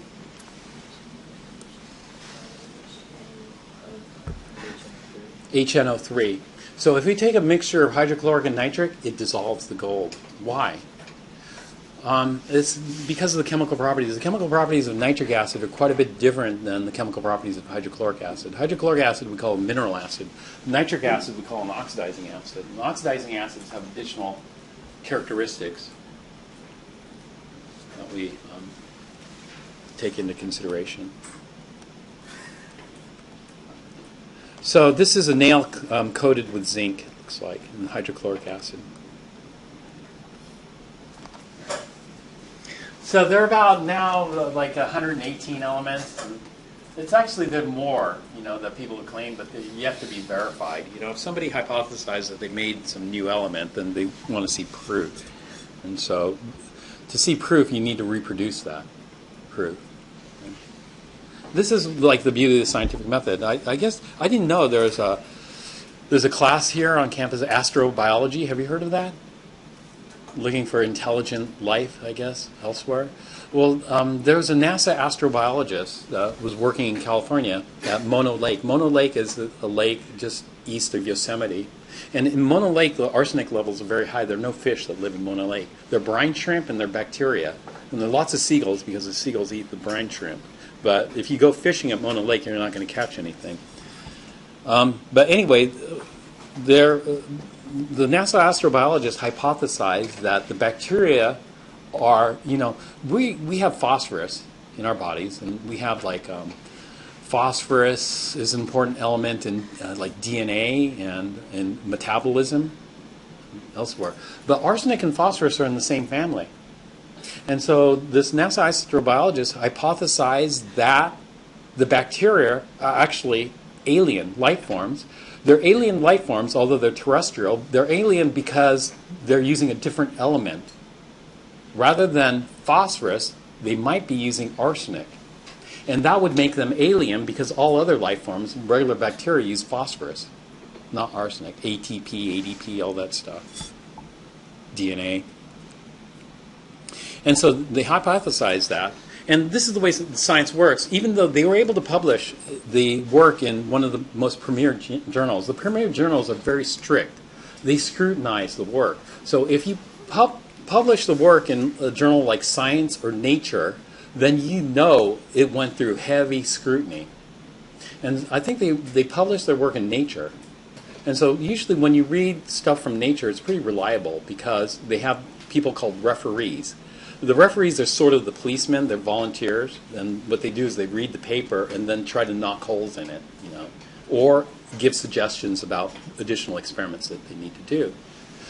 But anyway, it got published, and then, of course, people wanted to reproduce it, and so they went out and collected their own samples, but nobody was able to reproduce the results. And so that was one major thing. In science, we should be able to get reproducible results from the observations.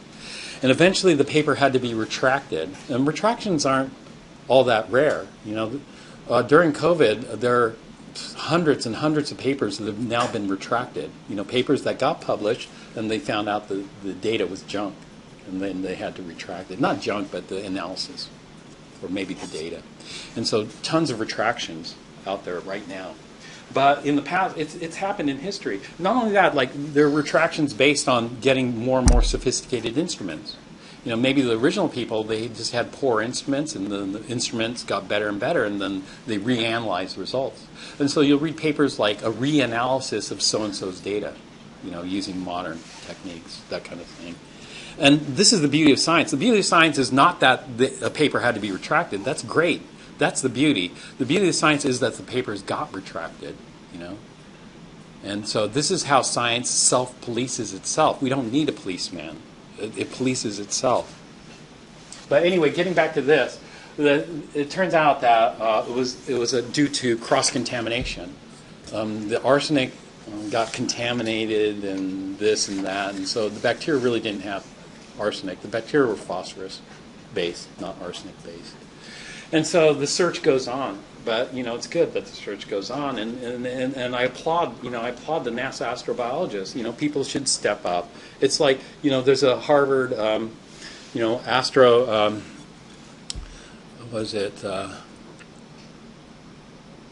astrophysicist or something like that. And he's there's this interstellar object that passed by. He was saying that that's probably an alien origin. Have you heard of that one?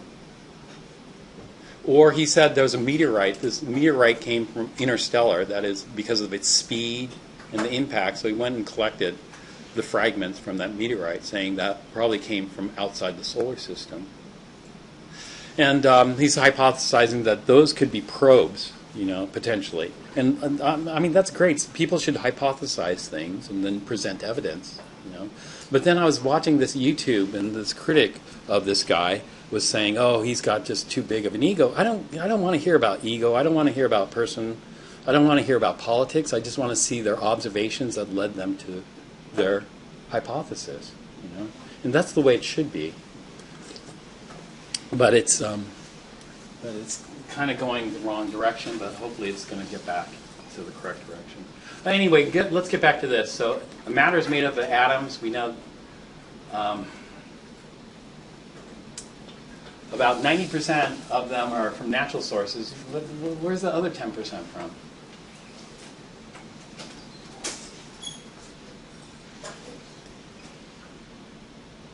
Do you know where the other 10% are? We call them the transuranium elements. Where do the transuranium elements come from?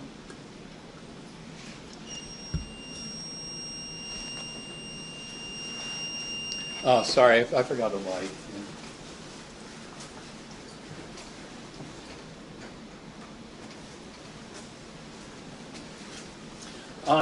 The transuranium elements were person-made.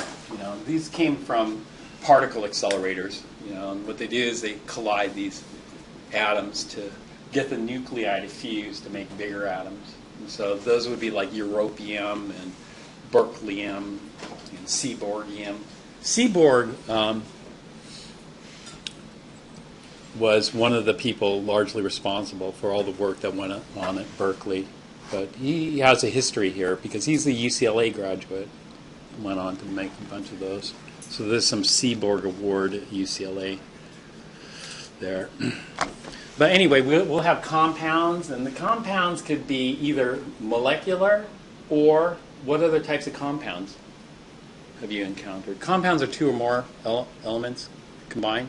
And so compounds can form molecules or they can form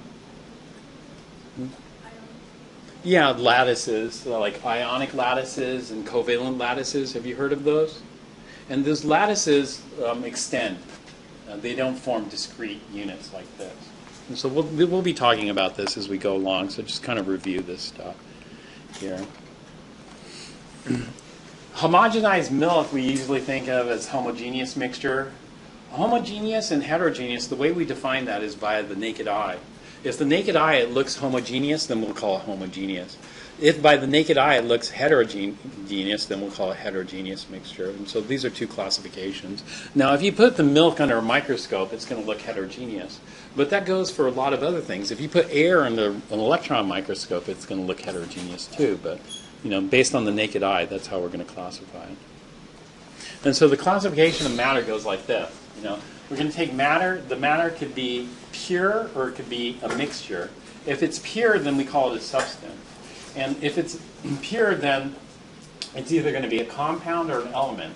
If it's compound, then we have, molecules and ionic lattices and covalent lattices as the structure. Because in chemistry, we look at composition.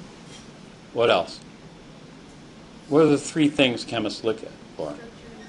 Composition, structure, and properties. So in everything we think about, we think in that context of composition, structure, and properties. And so for compounds, it's a compound. The compound, we know it's composition because it's two or more elements. And then we start thinking about the structure. And so we'll start throwing that in. It could be molecular, it could be a lattice-type structure. And if it's a lattice-type structure, we have two types of lattices. We have the covalent lattice. Give me an example of a covalent lattice. An example would be like quartz. Quartz crystal. Does quartz form molecules? No, it forms a lattice. SiO2 is composition. And we could have ionic lattices like salt, sodium chloride. Or it could be an element. Now, elements will have different structures too. It could be atomic, like helium. Or it could be molecular, like oxygen. Or it could be a lattice. A lattice would be like diamond. And so that would be composition, structure, and properties. Now, if it's a mixture, you have a whole new slew of headaches. Because when we have a mixture, we want to know what is the composition of the mixture. How many percent this, how many percent that. And so we want to know the composition of the mixture. Another thing we'd like to do is, we could separate the mixture into its components. When we separate the mixture into its components, the components are typically substances. So mixtures are mixtures of compounds and elements, and/or elements. And then we have homogeneous and heterogeneous. If it's heterogeneous, that typically means it's a mixture. But if it's homogeneous, it's not necessarily a mixture. If it's homogeneous, it could also be a pure substance. So this is the breakdown here. Now, when we have a mixture, we can separate it into its components using physical separation and or chemical separation. So if I want to separate a mixture, let's say I have salt water, and I want to separate it into salt, pure salt and pure water, salt being sodium chloride, let's say. Can I use chemical means to separate or physical means to separate? I'd probably use physical means. I'd probably just boil off the water. That would be a physical process, and just leave the salt. However, if I have a compound like water, can I separate the hydrogen and oxygen in water using physical means? No, I would have to separate it using chemical. And give me a chemical technique that you might use to separate water. Do you remember one? Not hydrolysis. It starts with an E, though. It's a very similar sounding name. Electrolysis. Electrolysis is commonly used. Hydrolysis you can separate, but it doesn't separate into the elements. Hydrolysis is splitting water, but when it splits, it doesn't split into hydrogen and oxygen. It splits into hydronium and hydroxide, and that's hydrolysis. But so it's more of a chemical process in forming something else, rather than breaking it down into elements. And so what's A called? A is called filtration, physical technique, classic. B is called distillation. Distillation is great for separating mixtures of liquids. So you can distill off alcohol. This is an experiment you do in organic chemistry. Do you know what C is called? C and D? This is a separation technique that takes advantage. The solvent climbs up the paper. As the solvent climbs up the paper, some components are more attracted to the paper, some components are more attracted to the solvent. And so usually if it's some alcohol in here or ether or something else, and as the alcohol or ether climbs up the paper, you can see the front here, then it's going to pick up some, like the blue is more attracted to the solvent, whereas the purple is more attracted to the paper. And so you can separate things based on these attractions here. This is called chromatography, and this is called paper chromatography. But chromatography is another very powerful technique in physical separations of mixtures. Even though this looks pretty homogeneous, this could be pure, but it turns out it's not pure. How can we tell? We try to separate it. Normally that's what we do. We measure the properties, see if they match with something that's pure, or we try to separate things, just automatically try to separate things. And if it only separates into one dot, then we know it's pure. This is the dichromate volcano here. And obviously this is a chemical change or a physical change here. It's a chemical change. In a chemical change, the composition changes, or the compounds change, or the composition of the reactants and the products before and after change. Whereas in a physical process, it doesn't. In physical processes are reversible. And so it's that. Here's some physical processes. We have ice. Ice has this very open lattice. This is molecular lattice here. Lattices, they just form this nice ordered arrangement here. There's liquid water, and here's gaseous water. So some physical changes there. Solid, liquid, gas. All right, so that's a little bit of a review of matter, and then we're going to go to measurements. When we take observations, we take measurements. And so we should be familiar with the SI, International System units, but we don't always use SI unit. So for length, meter, it's normally what we use. Mass, the SI unit's kilograms, but we typically use grams. And so we don't use the SI unit, but they're very similar.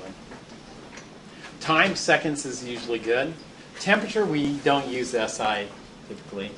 We use either Fahrenheit or Celsius, non-SI units. Amount of substance, mole. The abbreviation for mole is just MOL. Drop the E. It's not much of an abbreviation, but the amount in moles is fine, or the amount in grams is fine. Electric current, we use amps. Luminous intensity, the candela. Ignore this. Candela and amp you could ignore for now. These first 5 are good, but I don't really care if you know what is SI and not SI, and so you don't have to memorize any of those. Here, I don't expect you to memorize all these. This is too much. And so which ones should you memorize? Well, you should memorize the ones that are going to be most useful. And so the most useful would be, you probably already know tera, right? If you go to buy a hard drive now, you can get terabyte drives. To be, what is that, a trillion bits? So you should know tera, or terahertz processor. So this is a trillion, and then a billion is giga, so you should know a billion, giga. A million is mega. 1,000 is kilo. Hecto, no, probably 100th or not. Deca. Deca, no. Although a lot of biologists use deca. Deci, a lot of biologists use deci. I'm not going to worry about deci. Centi, yes. 10 to the minus 2 or 1/100. Milli, micro, yes. Nano, yes. Pico, yes. Femto, should you know femto? The only reason you would know femto is because nowadays they have lasers that can pulse at femtosecond frequencies, which is insane. You know, a femtosecond laser, think about a picosecond laser. It used to be a picosecond laser was the fastest laser they had. And a picosecond, how fast is a picosecond? So imagine this. In a 1 second gap, can you count to a trillion? In 1 second, is it possible to go from 1 to a trillion? Do you think? No, but a picosecond laser can do that. Picosecond can give 1 trillion pulses in 1 second. Can you believe that? It's crazy. But now, that's slow, because now they have femtosecond lasers. And femtosecond lasers would be, what's after 1 trillion? Quadrillion, is that it? No? All right, then what's after 1 trillion? Well, I'll just call it 1,000 trillion. So if we go to 1,000 trillion, that's counting to 1,000 trillion in 1 second. It's just crazy to visualize. And how is that possible? How can you get something to move that fast? And the way they get things to move that fast is they take advantage of wave properties. And wave properties we're going to look at when we get to quantum. And so it is possible to do that. But now, femto is not state-of-the-art. Do you know what state-of-the-art is now? Atto. Can you believe that? And why would you need something so fast? The reason you need something so fast is because some chemical reactions happen so fast that it's like you blink your eye and it's already done. You don't see what happened. So let's say you look away for 1 second and there's a huge accident. And you looked away, you didn't see what happened in that accident. Well, that's what happens in chemical reactions because you have an accident. There's a collision. And these molecules collide and react with one another. And if you look away, then it's already happened. What people want to see is they want to see the mechanics, the mechanism of what's happening. And in order to see the mechanism, they got to be on it. And not only do they have to be on it, they got to pulse it so fast that they see what's happening. So it's like a strobe light. With a strobe light, the faster the strobe, the smoother the action. So they want a strobe light that's so fast that the motion isn't all disjointed. They don't miss anything. And so that's why atto might be important. There's another reason pico is important here. It's not because of lasers. Do you know what else is important about pico? There used to be another unit here called the angstrom. Your book says the angstrom is now an obsolete unit.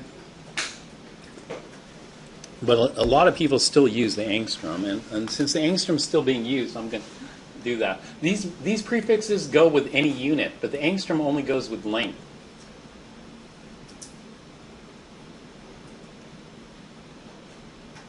And the angstrom gets this symbol, a capital A with a circle on the top. And the angstrom is defined as, 1 angstrom is defined as 1 times 10 to the minus 10 meters.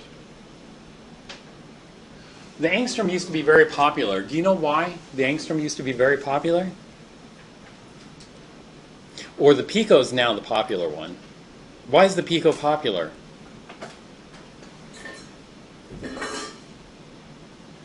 Anybody? No? Why?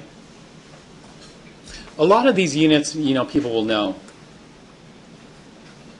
based on certain things. Like, for example, nano is very popular. You know what's very popular about nano? Visible light.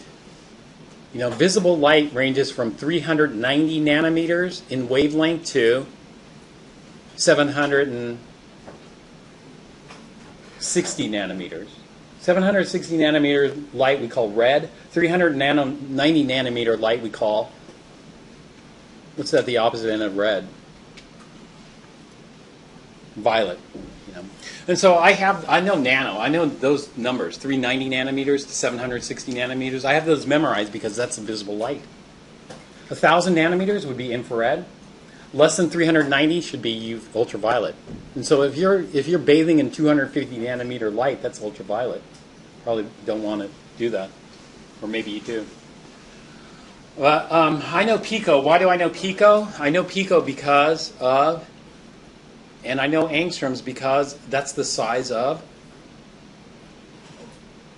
atoms, right? And atoms are going to be about 1 to 6 angstroms in diameter.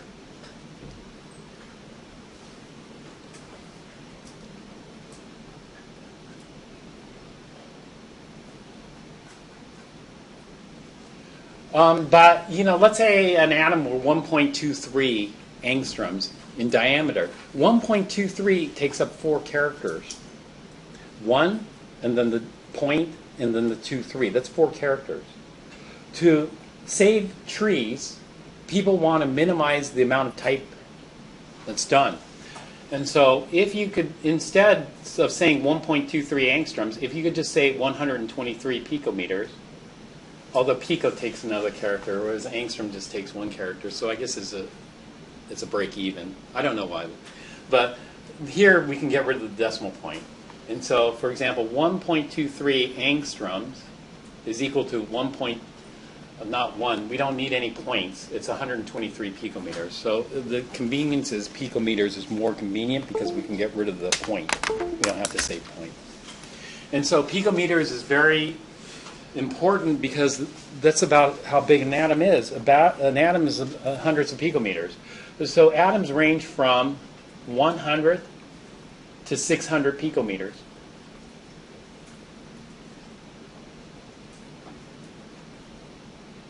It says or equivalent. I could just write equals. And so these ones you should know. Femto. We'll just make Chem 1A one bit harder. I have a balance here. And when we measure this, what's the difference between mass and weight?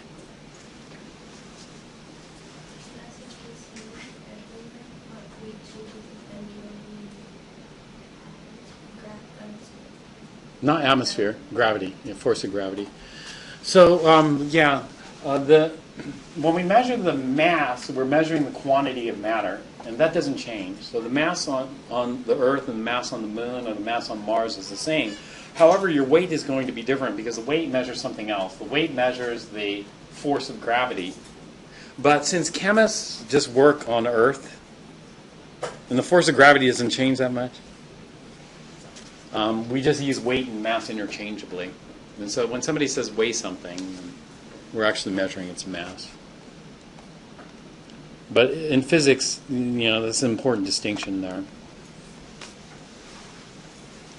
All right, so temperature,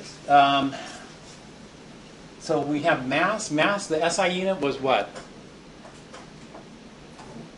The kilogram. And so sometimes we'll see things in kilograms, but we don't often use kilograms unless you're working in industry. If you're working in industry, then you use larger quantities, kilogram quantities, or higher. For temperature, the SI unit's Kelvin, but we have 0 thermometers that read in Kelvin. And so we're either going to use a Fahrenheit thermometer or a Celsius thermometer. And then we'll convert it to Kelvin. And so here are observations here. So for example, at 0 degrees Celsius, what's the Kelvin temperature? Is that right? Minus 273. What the heck? Is there such thing as a minus 273 Kelvin? No. So automatically something looks wrong, because what's the coldest temperature you can get? Isn't it minus 450 Kelvin? Isn't that the coldest temperature you can get? No. The coldest temperature you can get is called absolute zero. And what is the temperature in Kelvin?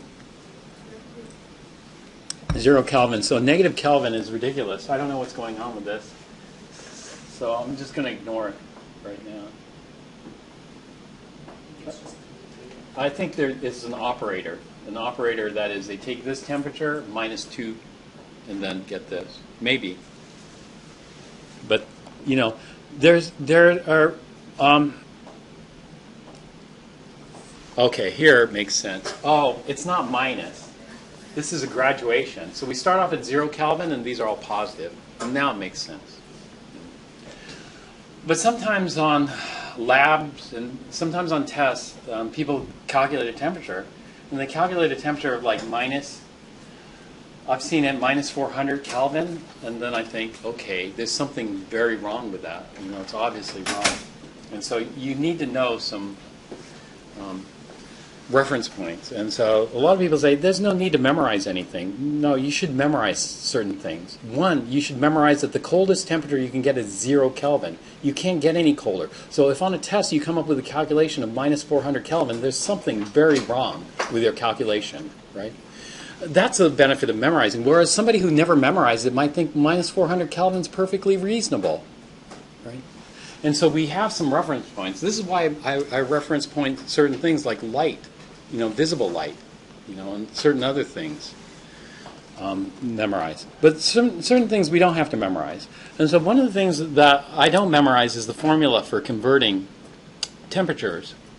And so let me tell you what we'll do here. We'll use the scientific method here. We're going to use 2 observations from this. So here are our observations here. The 2 observations I'm going to use are this. At 0 degrees C, the temperature is 273, and at 100 degrees C, the temperature is. And the next thing I look is this linear? And it turns out it's linear. And so let me show you the difference between the law and theory here.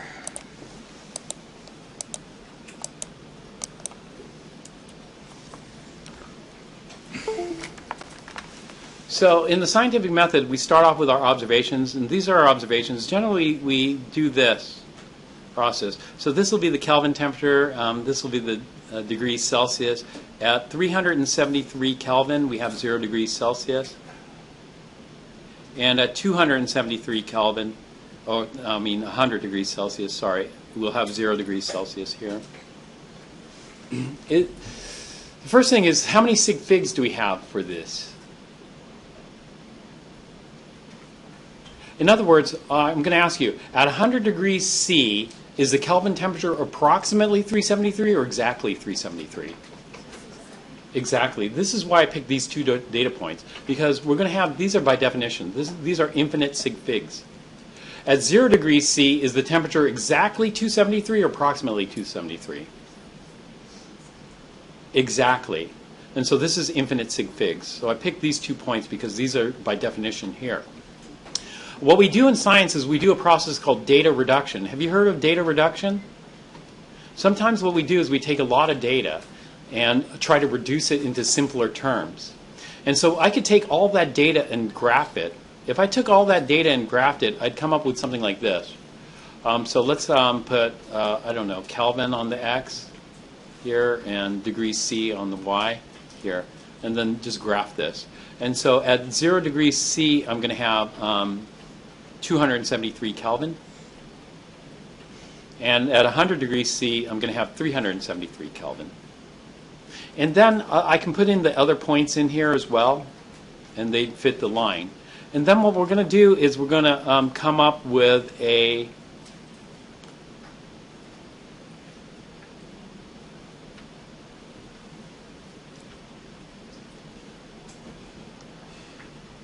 actually, let's get rid of that. I'll just try to freehand this. We'll come up with a trend.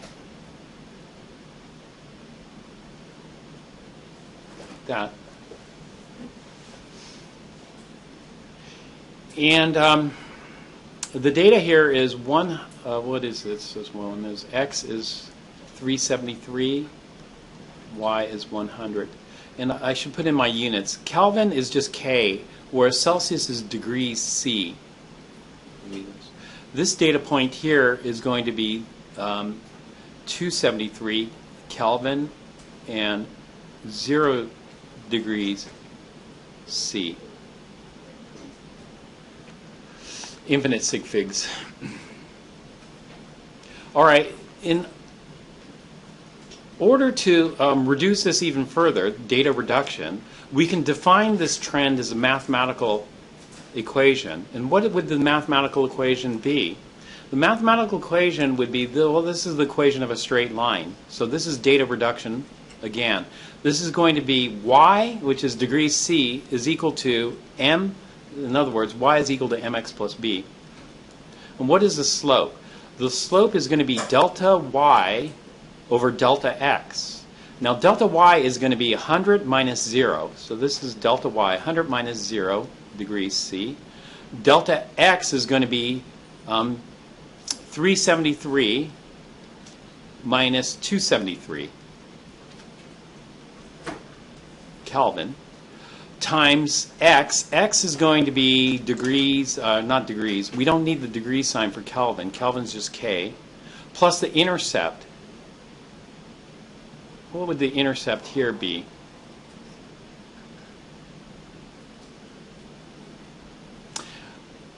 The intercept, as we go down here, and it turns out, do you know what the intercept is? The intercept turns out to be minus 273.15 Kelvin. Actually, I should put in that 0.15. That's the intercept.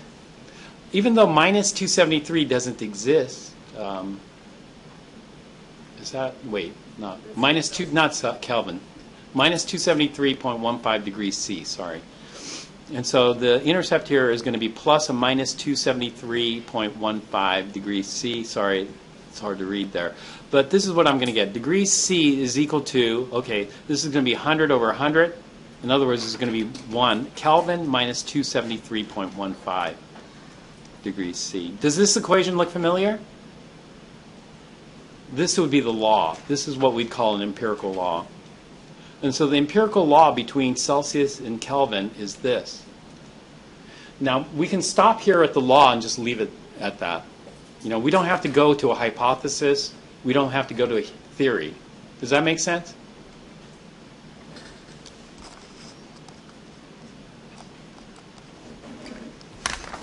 All right. I want you to come up with this. I want you to come up with the empirical law between Celsius and Fahrenheit, starting with this data. Okay, the data we have here is at 0 degrees C, we have 32 degrees Fahrenheit. And at 100 degrees C, we have 212 degrees Fahrenheit. And so derive the empirical law using the scientific method. We start off with the observations and then do data reduction. And we try to generate a definition between Fahrenheit and Celsius using a mathematical equation. Mathematical equation is the most concise definition we can come up with. Did I forget to record? No, I didn't. Sometimes I forget to record, so you'll have to remind me. Hit the record button if it's wrong. I mean, scientists, there's lots of, I should add this to the discussion about science. There's a lot of like failed experiments, or you go in the wrong direction and then you have to change course, go another direction. If every experiment worked and if every hypothesis worked out, then you could be done with a PhD very quickly. PhD shouldn't take very long. The reason why PhDs take so long to get is because there's so many failed experiments and so many wrong directions that you end up going, and you have to backtrack or redo things. And so all that takes up a lot of time. But what did you guys get here? 148 Celsius, minus 32. All right. Start off with your Y. What was your Y? Did you have Celsius or Fahrenheit as your Y? No. You didn't graph it? No. How did you figure it out then? Because I had 0 Celsius is 32, and my 100 Celsius is 212. All right. So from there, I figured out the scale for 100 Celsius is equal to 180, and then Okay. I got 1 Celsius is equal to 8 Fahrenheit. Okay. So I guess that's what reference. Yeah, you could do that for simple trends, but when things become more complicated, let's say it's a nonlinear trend, it won't work. Let's say these happen to work because they're linear trends, but let's say you have something that's curved, then it's not going to work. You have a totally different equation. And so what we do is this. And so this is the general method for solving, whether it's linear or nonlinear. So let me just go through this quickly here in the last minute. We're done at what, 12:50? So the first thing is we'll have a data table. It doesn't matter what you call y or x. I'll just put Celsius as my x.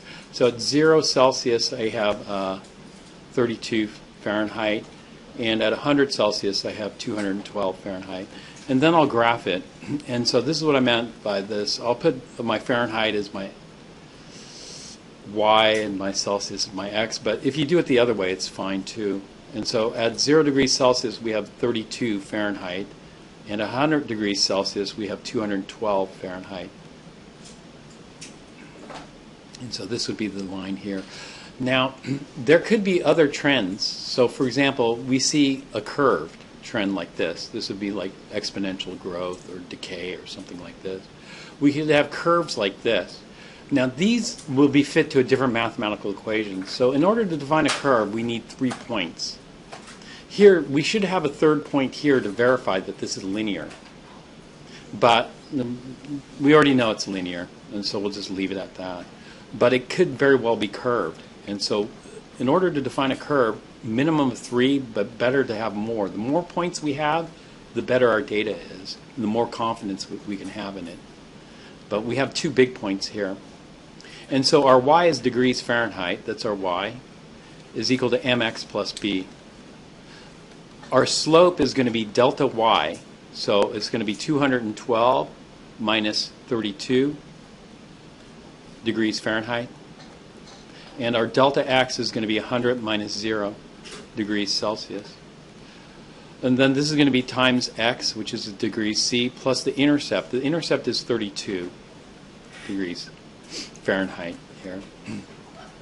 And so the equation I generated is degrees Fahrenheit is going to equal 180 over 100.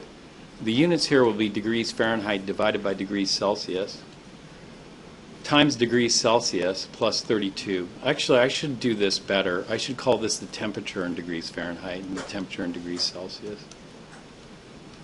Because these are just the units here. These are the variables here. So I should make a distinction. And so this is either reduced to 9/5 degrees Fahrenheit over degrees Celsius times the temperature in degrees Celsius plus 32 degrees Fahrenheit. how many sig figs are here? And so 9/5 you can reduce further to 1.8 degrees Fahrenheit over degrees C. I usually do 9/5, so it doesn't really matter. But how many sig figs here? When the Celsius is 0 degrees C, are we exactly 32 or approximately 32? Exactly. The infinite sig figs here. How many sig figs here? At 100 degrees Celsius, is it exactly 212 or approximately 212? It's exact as well. So how many sig figs in 1.8?